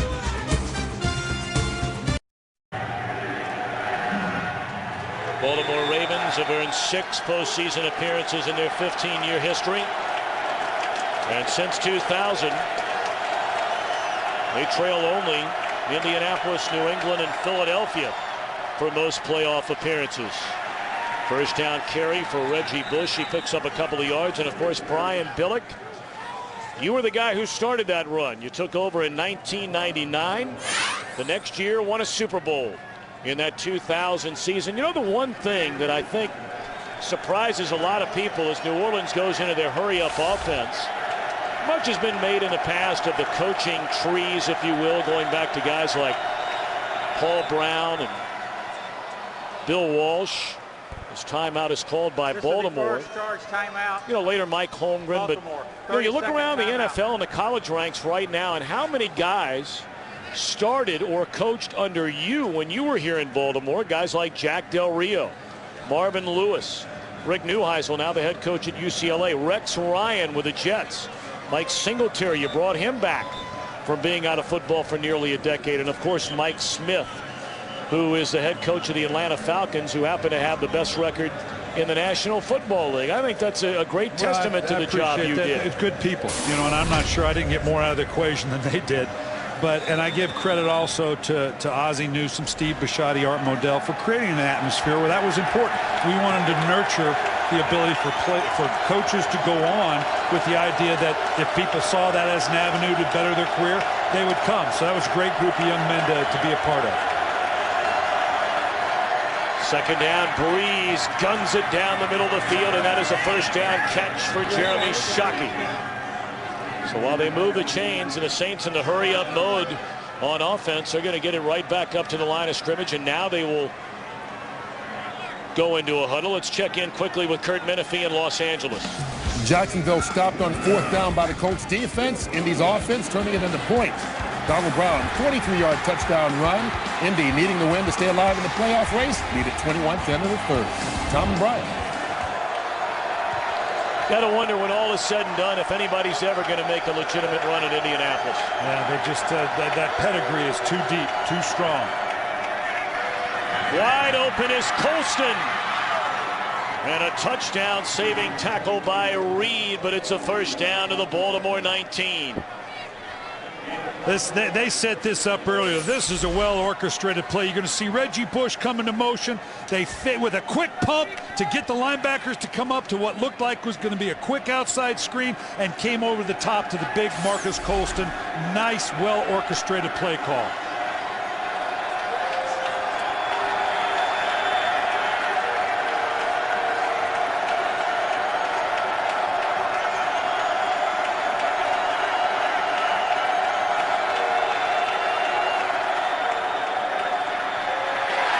Ball is loose, and Breeze covers it up.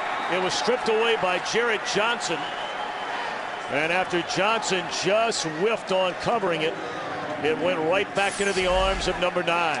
Jarrett Johnson here on the outside, kind of the unsung hero of the linebacking corps out of Alabama. I tell you what, this is an outstanding player, maybe the smartest player on this defense.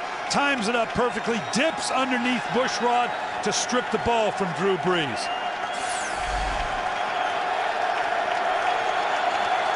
Loss of 8.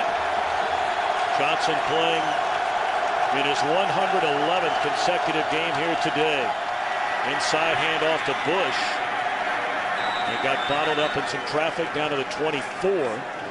So 3rd and long for New Orleans. And right now New Orleans is running just enough to try to keep the Baltimore Raven defense honest. Sean Payton having such faith in his quarterback, Drew Brees. Normally you'd be thinking on a 3rd and long, let's shorten the field goal position. I don't know that Sean Payton and Drew Brees think that way. They'll be taking a shot for the first down. Favorite targets on 3rd down are Colston and Shockey.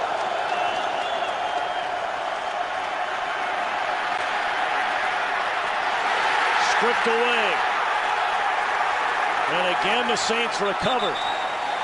Terrell Suggs able to strip it.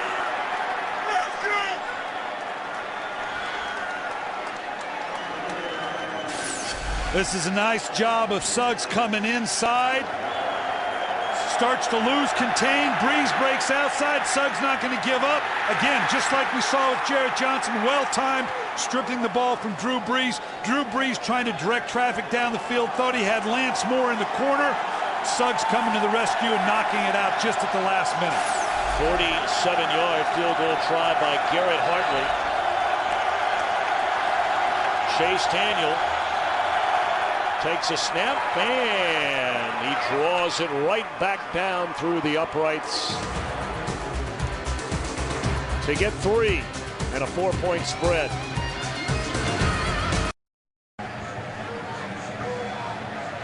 Drew Brees and the Saints come away with 3. They had it first down inside the 20, but Brees sacked twice.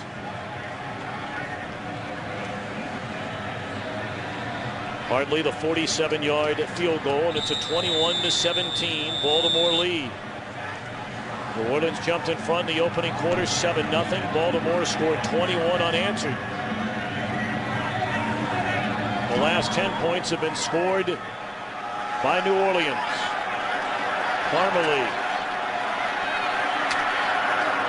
Marvin Mitchell wraps him up at the 25. This is like Brian Billick's 3-wood. Take a look at this. Nice little draw. Whoa, that's got some dog leg in that one, isn't it?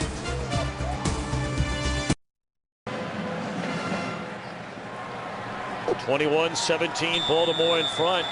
Third possession for the Ravens here in the second half, and the first 2 have been 3 and out.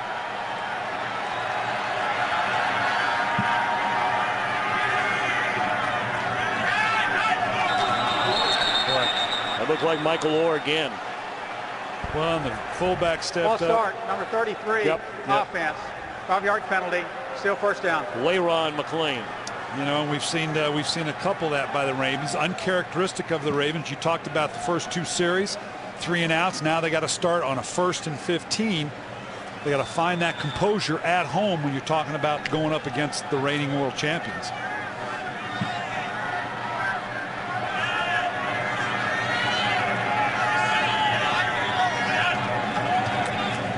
Play fake to Rice. The screen to Rice.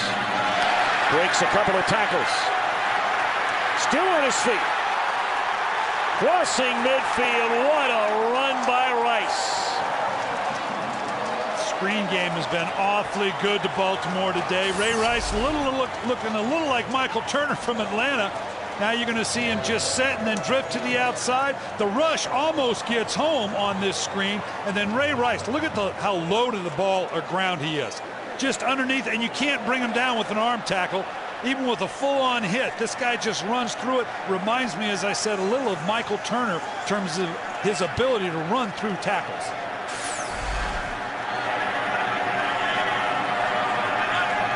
First down of the second half for the Ravens. Rice will get it on the ground this time, and a good pickup. Gain of 5 on first down for Rice.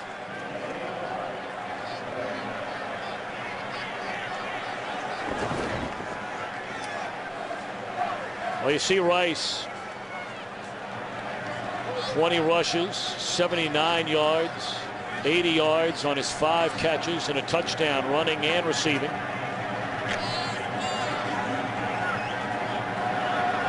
Anquan Bolin has been noticeably absent to this point. McGahee, couple of nifty moves into the secondary and chopped down at the 15-yard line.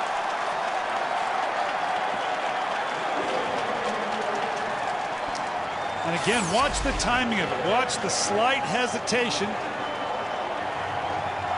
McGahee coming in. See, just waiting for it now once he sees the hole. Once it's established himself, you get a little bit of a burst here, sidestepping the tackle by the safety.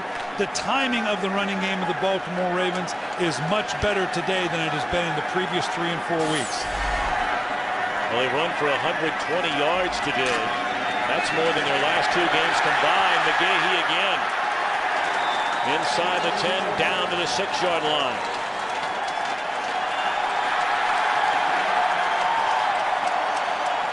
Well, the New Orleans Saints and Greg Williams right now desperately needs a stop. He cannot let this Baltimore Raven team answer their field goal with a touchdown. And a hurry-up offense, get right back to the line of scrimmage and give it to McGahee. Vilma slows him down. Very close to another first down. It is a first down, 1st and goal.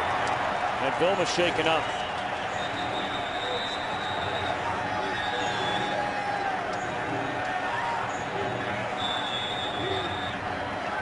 Two-time Pro Bowler Jonathan Vilma still down on one knee, and they'll stop play. We'll be back. Baltimore leading 21-17. 1st and goal at the 5. Well, they're going to get 3 full cracks at this. I imagine we're going to get a heavy dose of Ray Rice.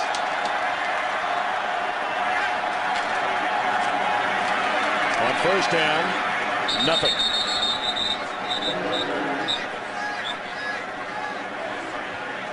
All right, Brian is a play caller. What are you thinking about now? 2nd and goal, you're at the 5-yard line. Well, the way Baltimore's been running the ball, you would think New Orleans would have to account for that. And if I'm Baltimore, I'm thinking a play-action fake, make you account for my running game like you have all day long here. See if I can get something with Anquan Bolden getting across the back of the end zone, maybe to one of my tight ends. Rice out, McGahee in. Wide open, and he dropped it. LeRon McClain, who's generally a pretty good receiver out of the backfield. Yes, he is, and boy, he's wishing he had that one back. Just what we talked about. Configure yourself to look like a run. Give me a quick play fake. The last guy you're going to account for is the fullback. They haven't gone to him a lot, and boy, that's as wide open as you're going to get. He had score. He was thinking about what dance he was going to do, and he got into the end zone. Needed to catch the ball first. Rice checks back in. It's 3rd and goal.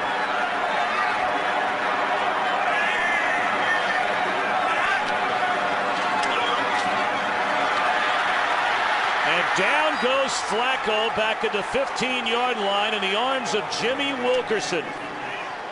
So 1st and goal at the 5 is now 4th and goal from the 15. Yeah, this is just pressure off the outside. This is a great stop by New Orleans. They could not let Baltimore respond to the New Orleans field goal with a touchdown. 3 shots from inside the 5, and Baltimore can only come away with 3. Huge stop for Greg Williams and his New Orleans Saint defense. Billy Cundiff now with a 33-yard field goal try. Good snap, good hold, and a good kick. So the Baltimore Ravens have still not scored an offensive touchdown since week 10. I mean, it's one thing to have that as a statistical reality. It's another thing to have that as a reality and be a 9-4 team. That is almost impossible. Well, they've got to figure out what it is that's keeping them from scoring in the half, whether it's the approach they're taking with the play calling, whether it's the personnel they have on the field. To a degree, sometimes you're ahead. You might be a little conservative coming out of the half, or maybe it's the adjustments you're making. But you're right. For a good football team, it's something they're going to have to figure out before they find their way into the playoffs. And they're upset about something on the sideline. John Harbaugh, Flacco, who's normally not very demonstrative, looks like Anquan Bolden's a little upset. Here they're talking about maybe a late hit coming in. Yeah, and that's not blatant. It's kind of just laying on. Didn't lay a helmet into him, didn't hit him. But now there, you don't see Flacco this animated that often. I think you're seeing also a little bit of pressure of the game. I don't know what constitutes a late hit. The guy did try to pull off. It was Will Smith. Didn't lead with his helmet. But Flacco was none too happy about it.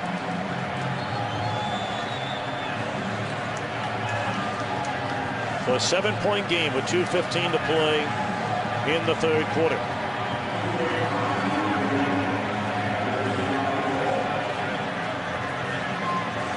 You know, Cundiff has been a big weapon for them. His ability to get it into the end zone, when you have to drive 80 yards against this Raven defense, that's a long way to go. He hasn't quite gotten out of the end zone so far today. but New Orleans hasn't been able to crank off many big kickoffs either. And there's one of those vintage kind of kickoffs. It'll chase Pierre Thomas into the end zone. Of course, the NFL every year names its man of the year. Jonathan Vilma, the nominee from New Orleans, and for the Baltimore Ravens is Derek Mason. And really, this is a beautiful piece of video that we're going to show you here in a minute on Derek Mason and some of the things that he does in and around the Baltimore community. And certainly both of those young men are to be commended. And even though, you know, a lot of other guys on their team are not the nominee, so many do so much good for so many around cities in the NFL. And it doesn't get enough attention. Colston up to the 29-yard line. That'll be a gain of 9 yards. One of the things Derek Mason likes to do is go on a karaoke tour, do a little karaoke parties at area retirement communities. Yeah, and you know, obviously there's a lot of great programs, not enough for the elderly in this country. Derek, big part of the community in Baltimore, as he was in Nashville when he was with Tennessee. Singing their Papa Was a Rolling Stone. Love it. Yeah, great stuff.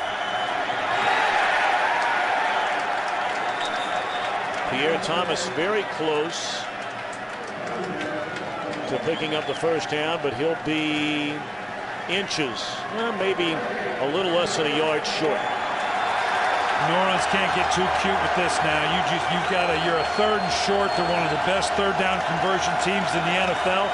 The best at 3rd and 10. They've already been denied a 3rd and 2 earlier. They can't be cut short here. They've got to keep this drive alive. Well, they got Julius Jones in the backfield and Reggie Bush split far to the right. And now Bush in motion. And they pitch it to Julius Jones. And he got a first down. That's a long way to go for a short yard. And New Orleans has been at their best when they stretch out this Baltimore Raven defense. I understand the need to run the ball, but I'd continue to keep this thing as spread out as I possibly can. I got to ask you, after you have all that success, you know, in the final 2.5 minutes of the first half, are you a little surprised New Orleans hasn't gone into a little more hurry-up mode? A little bit. Now was the end of the half, and obviously Baltimore is going to configure themselves a little bit differently, but that has when they have been the most successful at spreading them out. Free play again for Breeze. They'll drop it off to Pierre Thomas, and that's a gain of 8 on first down for Thomas, but we wait on the penalty.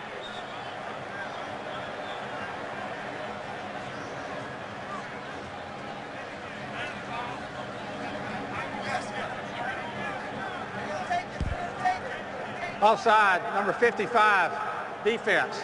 5-yard penalty from the previous spot. It's still first down. Let's check in back in Los Angeles with Kurt Menefee. The Giants' Mario Manningham has a couple of touchdown receptions, but his fumble on the 25-yard line set up Philly's only touchdown of the game so far. Michael Vick to Jeremy Maclin for an 8-yard score. It's a 2-touchdown Giants lead as they start the 4th quarter still. Tom and Brian.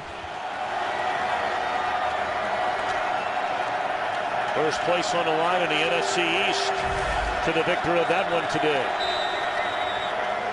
That will be the final play of the 3rd quarter.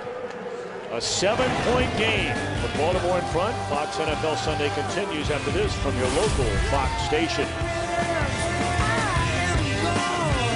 New Orleans jumped out in front 7-0. Baltimore scored 21 points to take a 14-point lead. Saints scored just before halftime to make it a 7-point game. We begin the 4th quarter with Baltimore in front 24-17.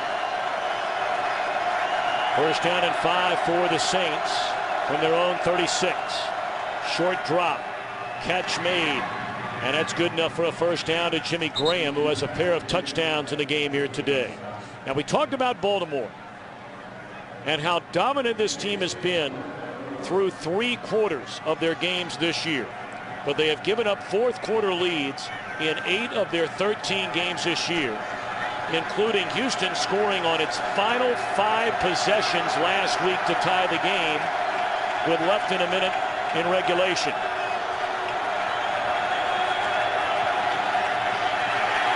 Breeze Finds Meacham for a first down. Let's go downstairs to Chris Myers.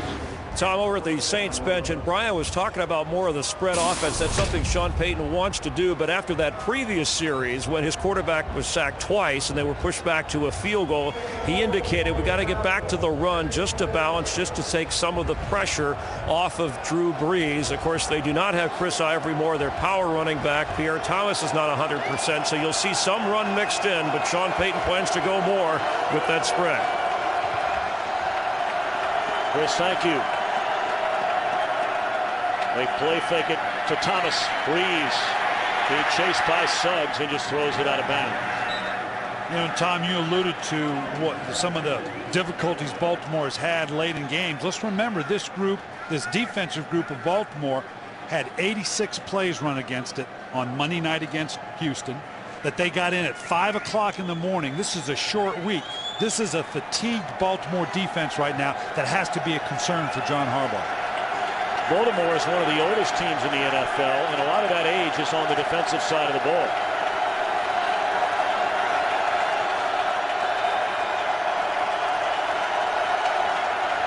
Showing pressure off the outside. What's Drew Brees got planned for it? Pressure coming. They pick it up. Wide open is Devery Henderson. And that's a first down to the 21-yard line. That's a great job by Drew Brees. He saw initial pressure coming off the weak side by Nakamura. You'd think that that's where he'd have to hit it, but then Nakamura, this guy right here, drops off, kind of okey-dokes him. Brees has something checked, realizes the pressure isn't coming from there, and comes back to Henderson on the other side. Great execution by Drew Brees. Brees gets away. Colston, a first down inside the 10. This is where you've got to be careful that you don't try to keep up with Baltimore with all the different looks, try to be too complicated with your checks. Mark Sanchez, to start the season with the New York Jets, really got caught short doing that when you saw a Matt Ryan much more calculated, all but at home when Atlanta beat the Baltimore Ravens. Drew Brees, no one better. Greg Madison obviously trying to dial up the right pressures against Drew Brees, because you can't be passive against this great quarterback.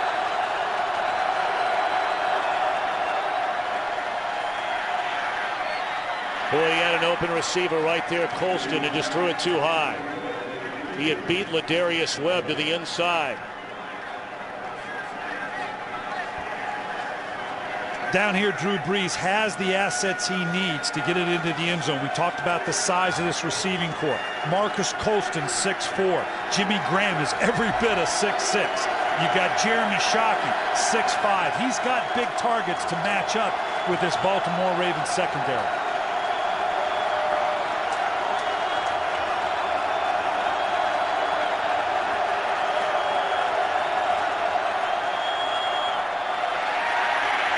Reggie Bush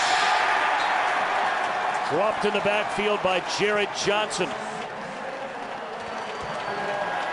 Again, Jarrett Johnson, because of the Ray Lewis and Terrell Suggs, Jarrett Johnson has been a huge part of the success of this Baltimore Ravens defense for a long time. He is so smart. You can put him in inside pass rusher, put him in inside backer, outside backer, drops like a safety. He's the true hybrid player that can do anything that Greg Mattson asked him to do in this defense.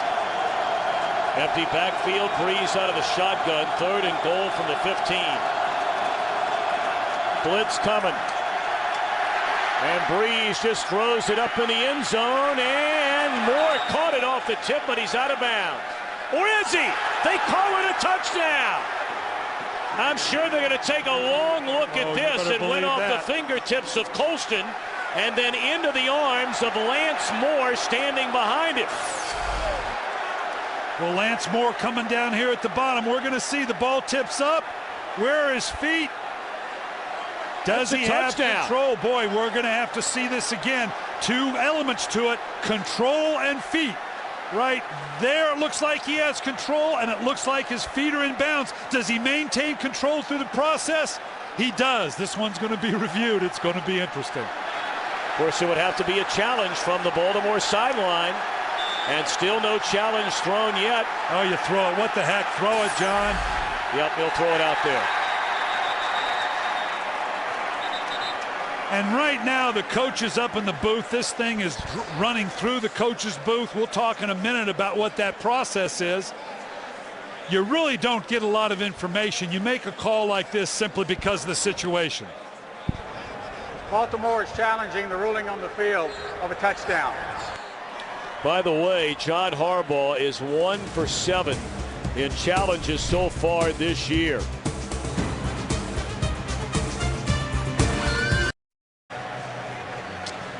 Ruling on the field is touchdown New Orleans. John Harbaugh has challenged the call. Yeah, and I think the call is going to be confirmed. There's a lot of elements to it here. Going off the hands right now with Moore. First off, we have to see possession. Stop right there. He has possession. Where are his feet? They are inbounds. Now as we continue on, does he maintain possession without bobbling the ball at all the way to the ground, and then comes up? He does. I believe the call on the field will be confirmed, which means they have visual evidence to see that the call was made correctly. You know, oftentimes we overlook what these athletes are capable of doing. What a spectacular Unbelievable catch that is by Lance Moore. On a 3rd and long. Well, apparently the movie is over. During the play, the ruling on the field stands. It is a touchdown. Baltimore is charged with the second timeout. So Lance Moore, the undrafted free agent out of the University of Toledo, their second leading receiver behind Marcus Colston, makes his team leading 8th touchdown reception of the year, and none prettier than that. No, and this is just, like you say, sometimes it's just the athletic ability, the concentration. Lance Moore, unbelievable in terms of a guy that, you know, he really shouldn't be doing this, but he really is a go-to guy for Drew Brees. You got Marcus Colston, obviously a big gifted athlete, but you're talking about an undrafted free agent as being a go-to guy in a critical situation. None bigger, none more critical than that. So now the ever so important point after, when you're in this kind of a game, you can't have hiccups. And Hartley sizes it up, and it is good. Flag down on the play.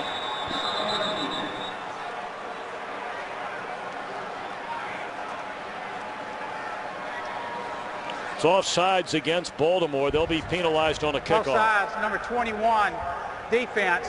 That 5-yard penalty will be enforced on the kickoff. The try is good. We thought it could be, perhaps, a preview of what we might see in the Super Bowl.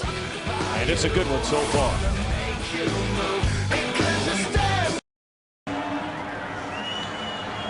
Of the defending Super Bowl champions, the MVP of the Super Bowl, Drew Brees, and the Saints fell behind 21-7. And they've marched back to tie it at 24 with nearly a full 4th quarter to play.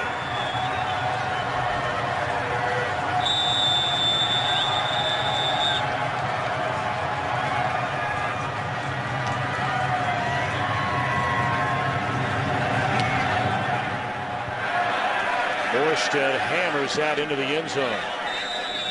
So Flacco and the Ravens will get it at the 20. Pushing and shoving. Ryan Badejo.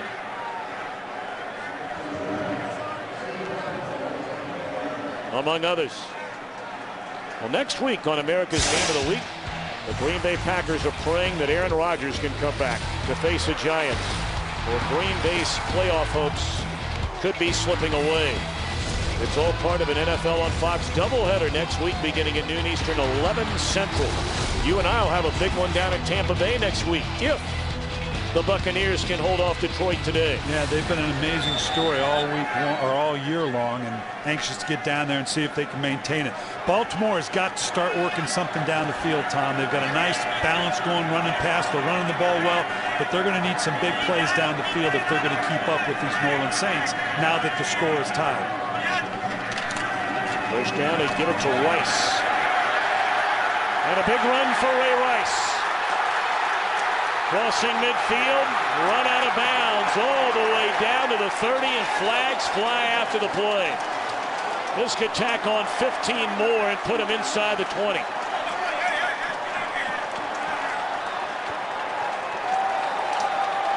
Roman Harper pleading his case, but I don't think it's going to make a difference. A season-long 50-yard run for After Ray the runner Rice. was out of bounds. Personal foul, unnecessary roughness, number 41. 15-yard penalty, first down. Now Roman Harper will trot to the sidelines, unhappy. Huge play, defense overrun it. Stop right there. You can see he gets walled off in here. Defense doesn't have the leverage it needs on the backside. Great run by Ray Rice. This is the one thing Cam Cameron said was missing from the offense this year. The explosive big runs. They're hard to orchestrate. You can't draw them up. They just happen. No bigger this year than that big run by Ray Rice. 129 rushing yards for Rice today. Second 100-yard rushing game this season. And on first down, he'll get it here. Now remember, this is where Baltimore got bottled up their last drive. They had first and goal at the 5-yard line and wound up fourth and goal from the 15 and had to settle for a field goal. This is still a Ravens team that, if you're just joining us, has not scored an offensive touchdown since week 10 in the second half. And if they're going to keep pace with New Orleans, like we said earlier on the flip side, you don't want to trade touchdowns for field goals. New Orleans capable of going back down and scoring a touchdown. They need a touchdown here. Yeah, pars don't win. There you go.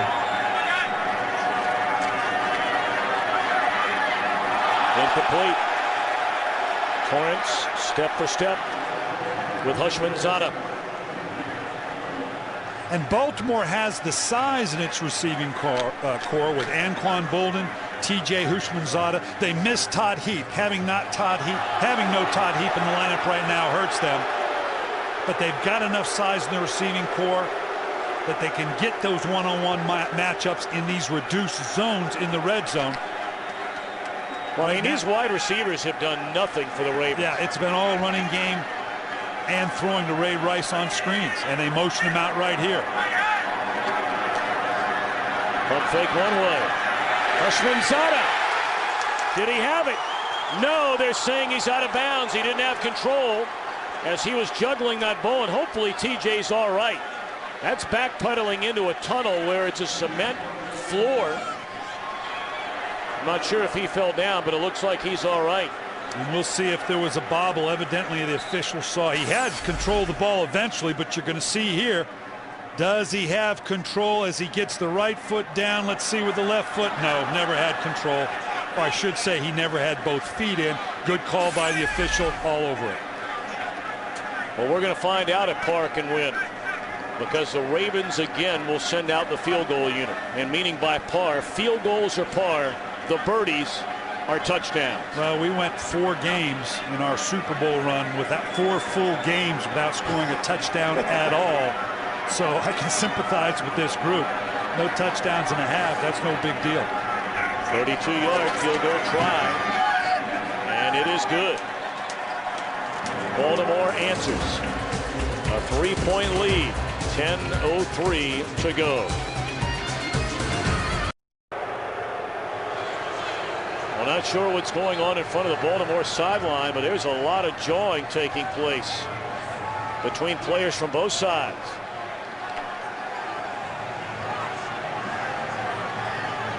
Officials, you can tell the passion in this game. We talked about it's a big league atmosphere right now. A lot of jawing going on. The officials got to keep this thing under control. Pearson Prelo. He's basically saying, I have the right to line up here. This is my obligation. Don't tell me I can't be here. Kerry Williams, number 29, doing a lot of talking on that Baltimore side. And they're about to hit each other. 31 and 29. Cundiff needs one of these big kickoffs to make New Orleans start on its own 20.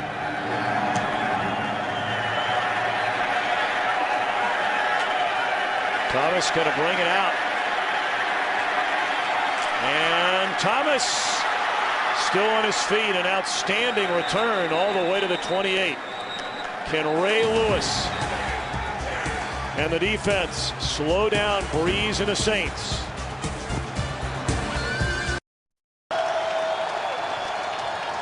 We talked about it before the kickoff ever took place. Kerry Williams Pearson-Prelo were jawing with one another. We figured they'd get locked up. Take a look at this. All the way through the play. And Williams gets away with one here. Yeah, that's he got away with one on the field. I'm not sure he's going to get away with one from a fine.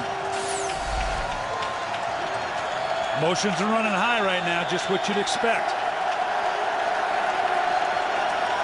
New Orleans needs to stretch this Baltimore Raven defense out. I know you want to run. They got the fullback in here, but running against this Baltimore Raven defense, I don't know that that's going to get it done. Julius Jones spins out across the 30 up to the 33-yard line. That'll be a gain of 4. Under 10 minutes to go in Baltimore. Constant shuffling of people for New Orleans. They got their wide receiver set in now. Again, very talented group. They match up very well with the secondary of the Baltimore Ravens. I think spreading them out like they have him here is the best way to move the ball.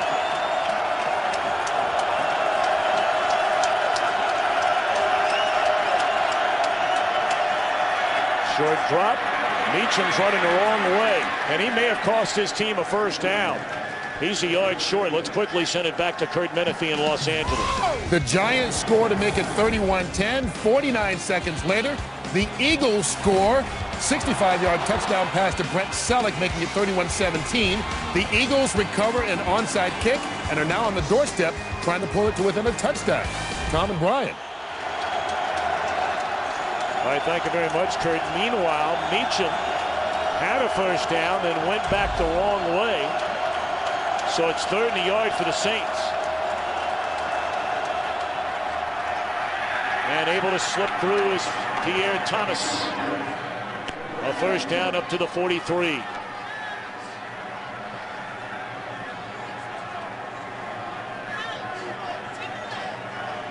Meacham after that reception, limping alongside the New Orleans sideline. And if you remove him from the equation, that's going to affect New Orleans' ability to stretch him out. They still have plenty of people with the big tight ends, Graham and Shockey, but that will hurt them a bit. They spotted at the 41, a first down for the Saints. Breeze threw it right into traffic. Jameel McClain was all over the intended receiver, Jeremy Shockey. And I love the chess match that's going on right now.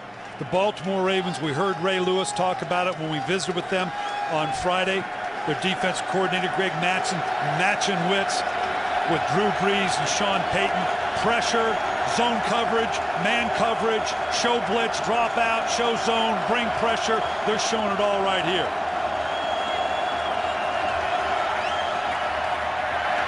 Lance Moore, who had the big touchdown catch a few minutes ago, a first down reception, Baltimore territory to the 48. You can't say it enough.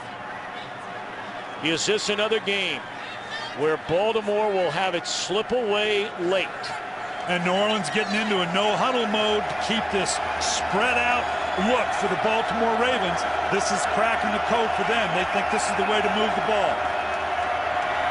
Batted ball at the line of scrimmage, 2nd and 10.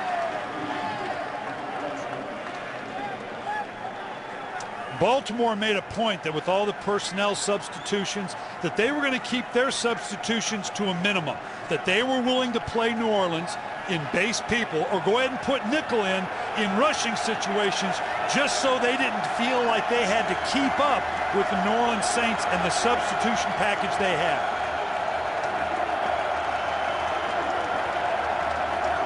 Second down at 10 at the Baltimore 48. New Orleans trailing by 3.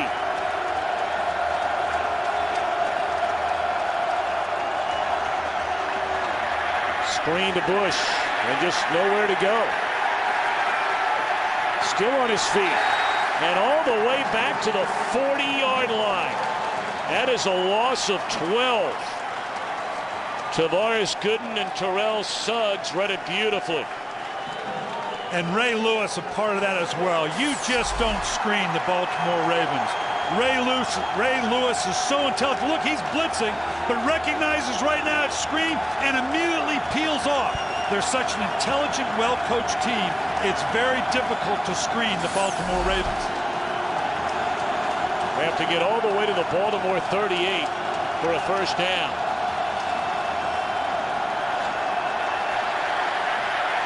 Breeze throws, incomplete. New Orleans will punt it away. So for the first time in a long while, this very proud Baltimore defense able to stop Breeze and the Saints without scoring. At this point, it becomes a field position game. New Orleans needs to punt the ball deep. They need a 3-and-out to get this good field position back. And it's a very familiar scenario for Baltimore. They are a field position team. They understand the value of this next series for them offensively.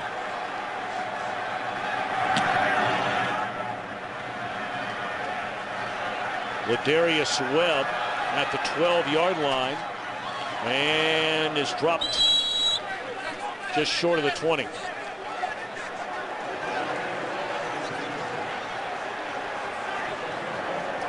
And this is where you can't get too conservative for the Baltimore Ravens. Obviously, you're up by 3. You've run the ball very, very well. Greg Williams knows that Cam Cameron wants to orchestrate a well-orchestrated drive here. Most of the passes probably coming off of play-action fakes, but you can't just run, and expect to move the ball against this solid New Orleans defense, even though you've run the ball well today. We've not seen the wide receivers a lot in the passing game so far. They're going to need to show up, in my opinion, whether it be Anquan Bolin, maybe Derek Mason on the backside after a play-action fake. First down, they'll give it to Rice. New Orleans expecting the handoff, and a gain of 3 for Rice. Vilma on the tackle, back in the game for the Saints. Down to 6 minutes to go. The other matchups that's been really good for the Baltimore Ravens is to take Ray Rice, maybe even motion him out of the backfield and get those kind of matchups with a Ray Rice and maybe a linebacker, because right now that might be the best matchup that they have if indeed they want to throw the ball. 213 yards from scrimmage for Ray Rice.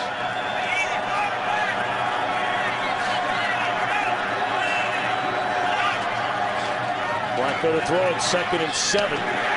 Houshmandzadeh with a first down.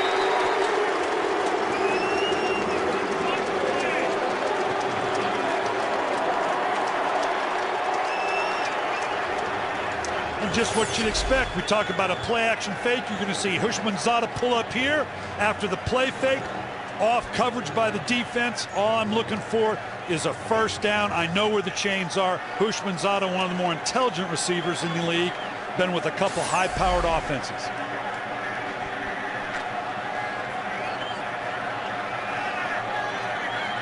Remember, Jabari Greer was injured very early in this game. And that's Lee Torrance, number 24, who is in the coverage of Houshmandzadeh. Play clock back basically down to 1 there, and they call a timeout, and they are out of timeouts.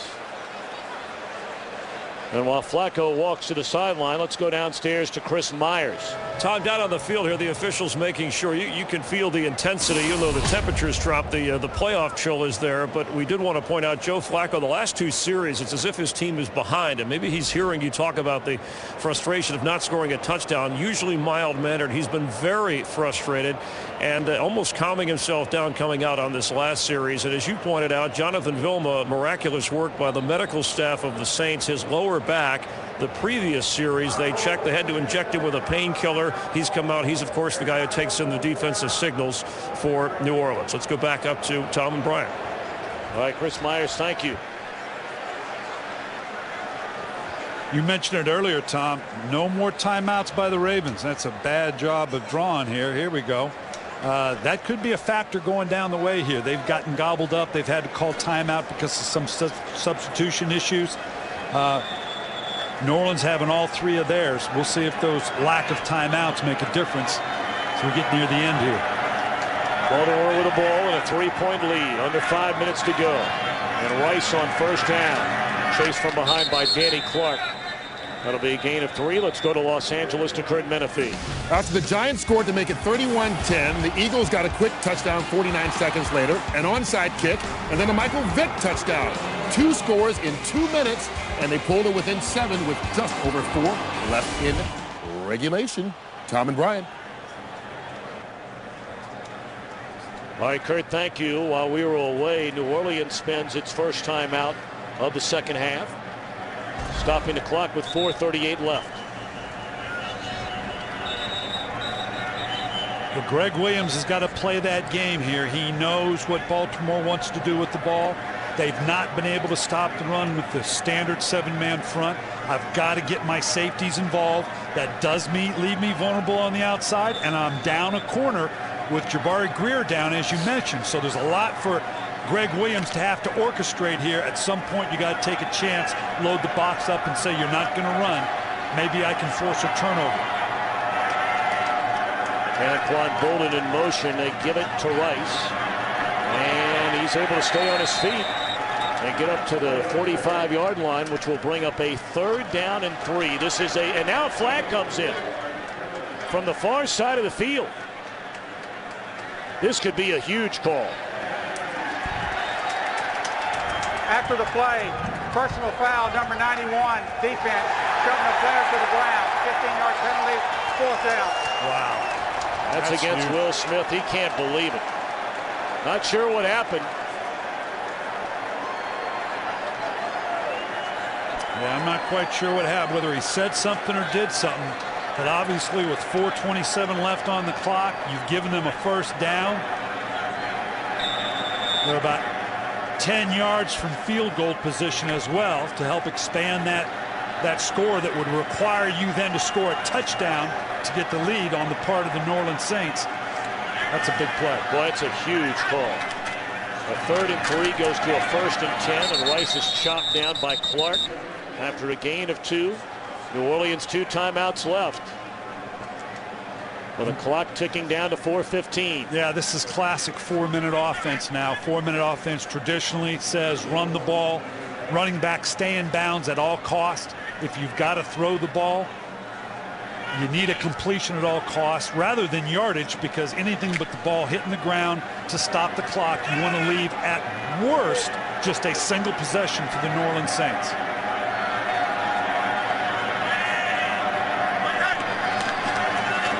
Rice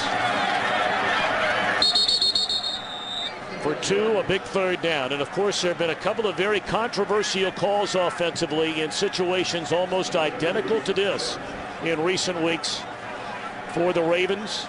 2nd and 5 when they had the lead at midfield with 3:20 left against the Steelers.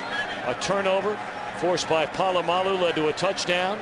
Then a 3rd and 2 with a lead, 2:54 left last week in Houston. They called for a pass. It was incomplete. Houston got it back, tied the game in the final minute. What do they do here? Well, you're not going to be able to run it for a 1st down here. They may slip in a trap or a draw, but that's not going to get it done. That won't get it done either. So now do you punt or do you attempt a very long field goal? No, you got to punt this. It's too far off. This was a typical, or I should say this was the same situation where he passed up going for it here. Flacco hoping Ray Rice can do his magic. The one-on-one matchup, we said him versus a linebacker favors Rice. Didn't get it done there. But this is outside the range of Cundiff. You miss this, you've put New Orleans on a much shorter field than you want to. Sam Cook has been the best in the NFL at pinning the opposition inside the 20 this year. And he'll do it again.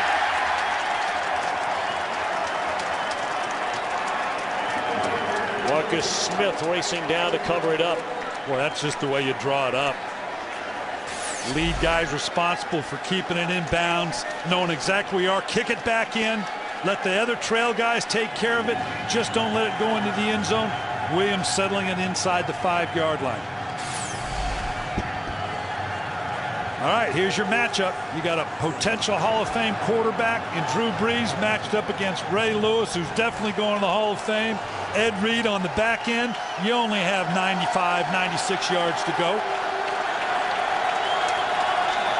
twice last week against Houston. The Texans went 99 yards and 95 yards in the second half to rally back to tie it.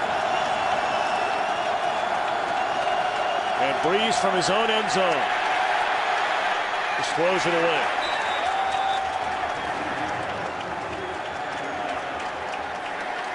And this is where fans will get on a defensive coordinator for getting into a prevent, for being passive. Keep in mind, though, time is on your side.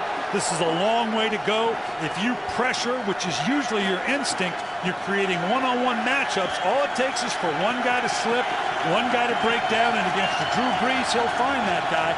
I imagine Baltimore is going to be fairly passive, thinking they can get home with a four-man rush.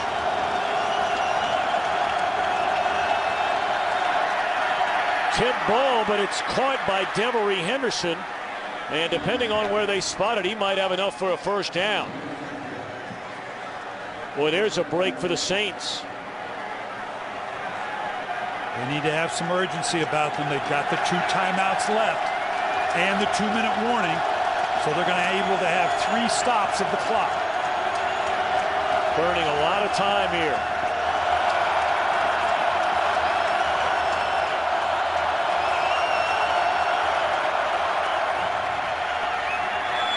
Colston in traffic, and it's batted away. And Reed making the hit. Clock stops with 2:06 left. Ed Reed, one of the smartest players I've ever been around. His level of preparation on a weekly basis, his looking at film. Sometimes he'll take some chances. Sometimes he'll get to knowing just a little too much. But right now his career has been about making more plays than he's given up. This is just the guy you want on the back end in these critical situations.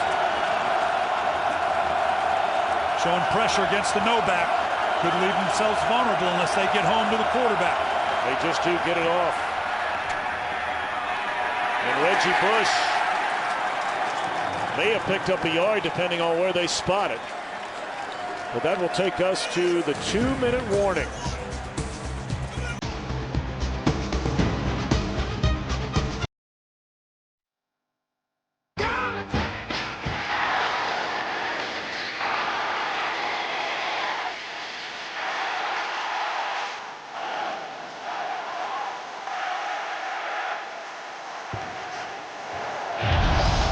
Baltimore leading by 3. A 3rd and 8 from the Saints.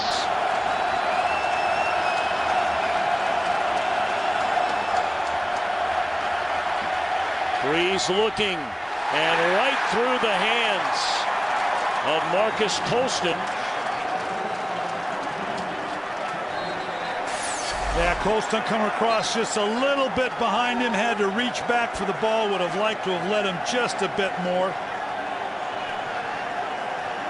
I can't think of a team that would be better in this situation, but it's still 4th and 10. That's a long way to go against the Baltimore Ravens, backed up on your own 17-yard line. Call it 4th and 8. They need to get to the 25.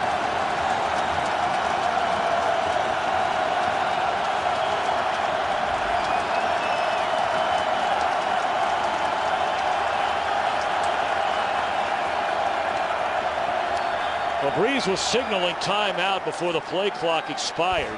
This is the second charge timeout, New Orleans. 30-second timeout. Well, this is part of that game we talked about. Baltimore showing pressure. Now, normally in this situation, you'd think not. We've talked about many times on a 3rd or 4th and long. The vogue thing in the NFL to do is to bring pressure, make you get the ball out of your hand quickly, and not get the full yardage. But in this situation, I'm not sure that they wouldn't have dropped out. Drew Brees not liking the call that he had. Wants to give himself a few more options now. Of course, Baltimore trying to keep pace with Pittsburgh. Steelers have a 1-game lead in the AFC North. Meanwhile, a loss here for the Saints would, for all intents and purposes, just about wrap up the NFC South for the Atlanta Falcons, who already have a 1-game lead on them. But first things first, a 4th and 8.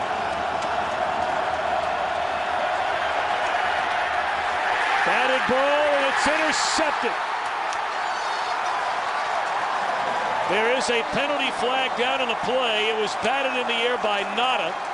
Corey Redding came up with the interception. Holding number 74, offense. The penalty is declined.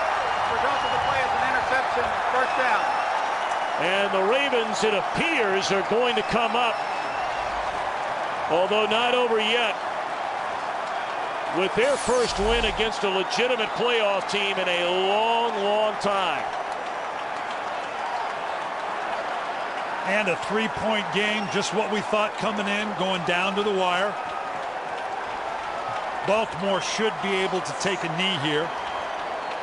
New Orleans has one timeout left. They can bring around about a stoppage of the clock, obviously, but it's not going to be enough for them. Looks like they're going to get in a formation to go ahead and hand this thing off, take a little more time off the clock than taking a knee.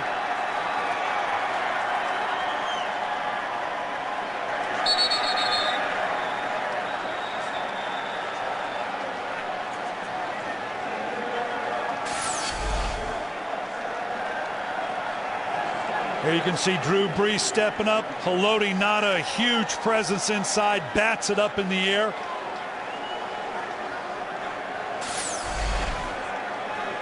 This has been a problem for Drew Brees. Last year, he only had 11 interceptions. Actually, the exception for him has had 17 and 18 interceptions the 2 years prior to the Super Bowl year. When you throw as much as Drew Brees does, better than a 650 pace, you're going to have those kind of numbers.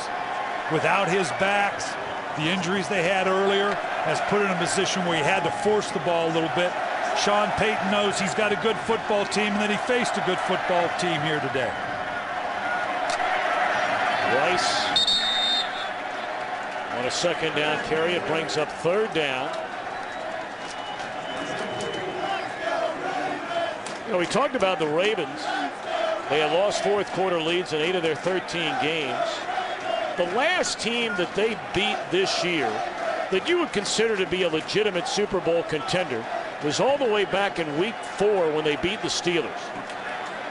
They have since lost to teams like New England, Atlanta, a second go-round against Pittsburgh. Those are pretty good football teams. Very good teams. In fact, in New England and Atlanta, the two best teams in the NFL, at least record-wise.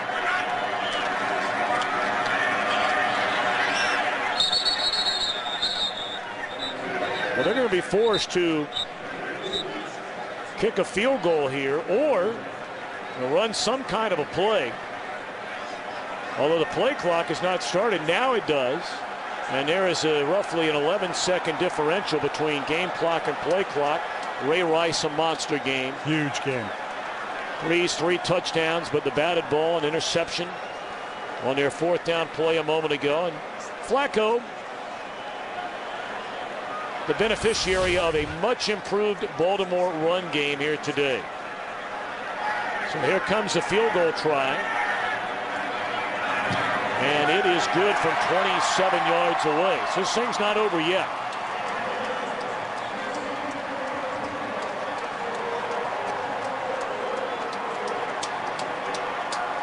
You have 9 seconds left.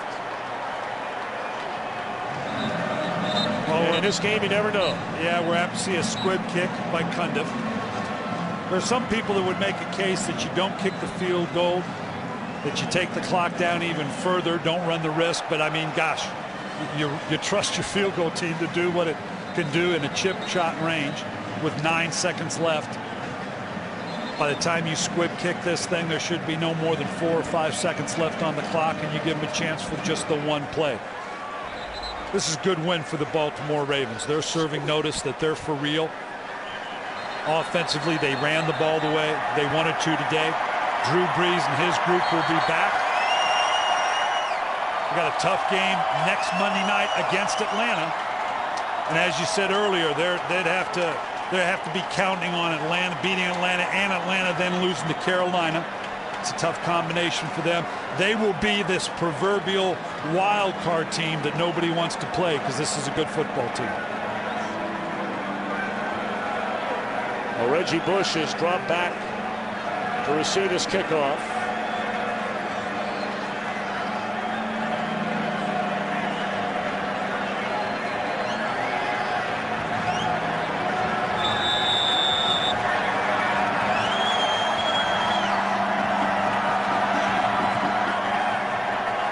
Bush is going to have a chance to return it. I want to take a look to see where he was.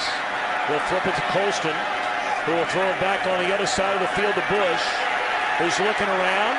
Still on his feet, Reggie Bush with a kicker to beat. Cuts it back to the inside, flips it one more time, and the game is over. There is a flag. Hold on a minute.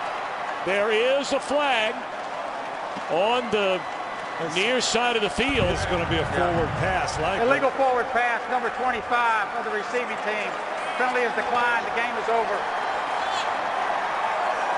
So 30-24, the Ravens win it over the New Orleans Saints. Ray Rice, a huge game, 153 yards rushing, 5 catches, 80 yards receiving, and a 6-game winning streak for the New Orleans Saints comes to an end here today. 30-24 our final. We'll be back with more from Baltimore. The Ravens go to 10-4.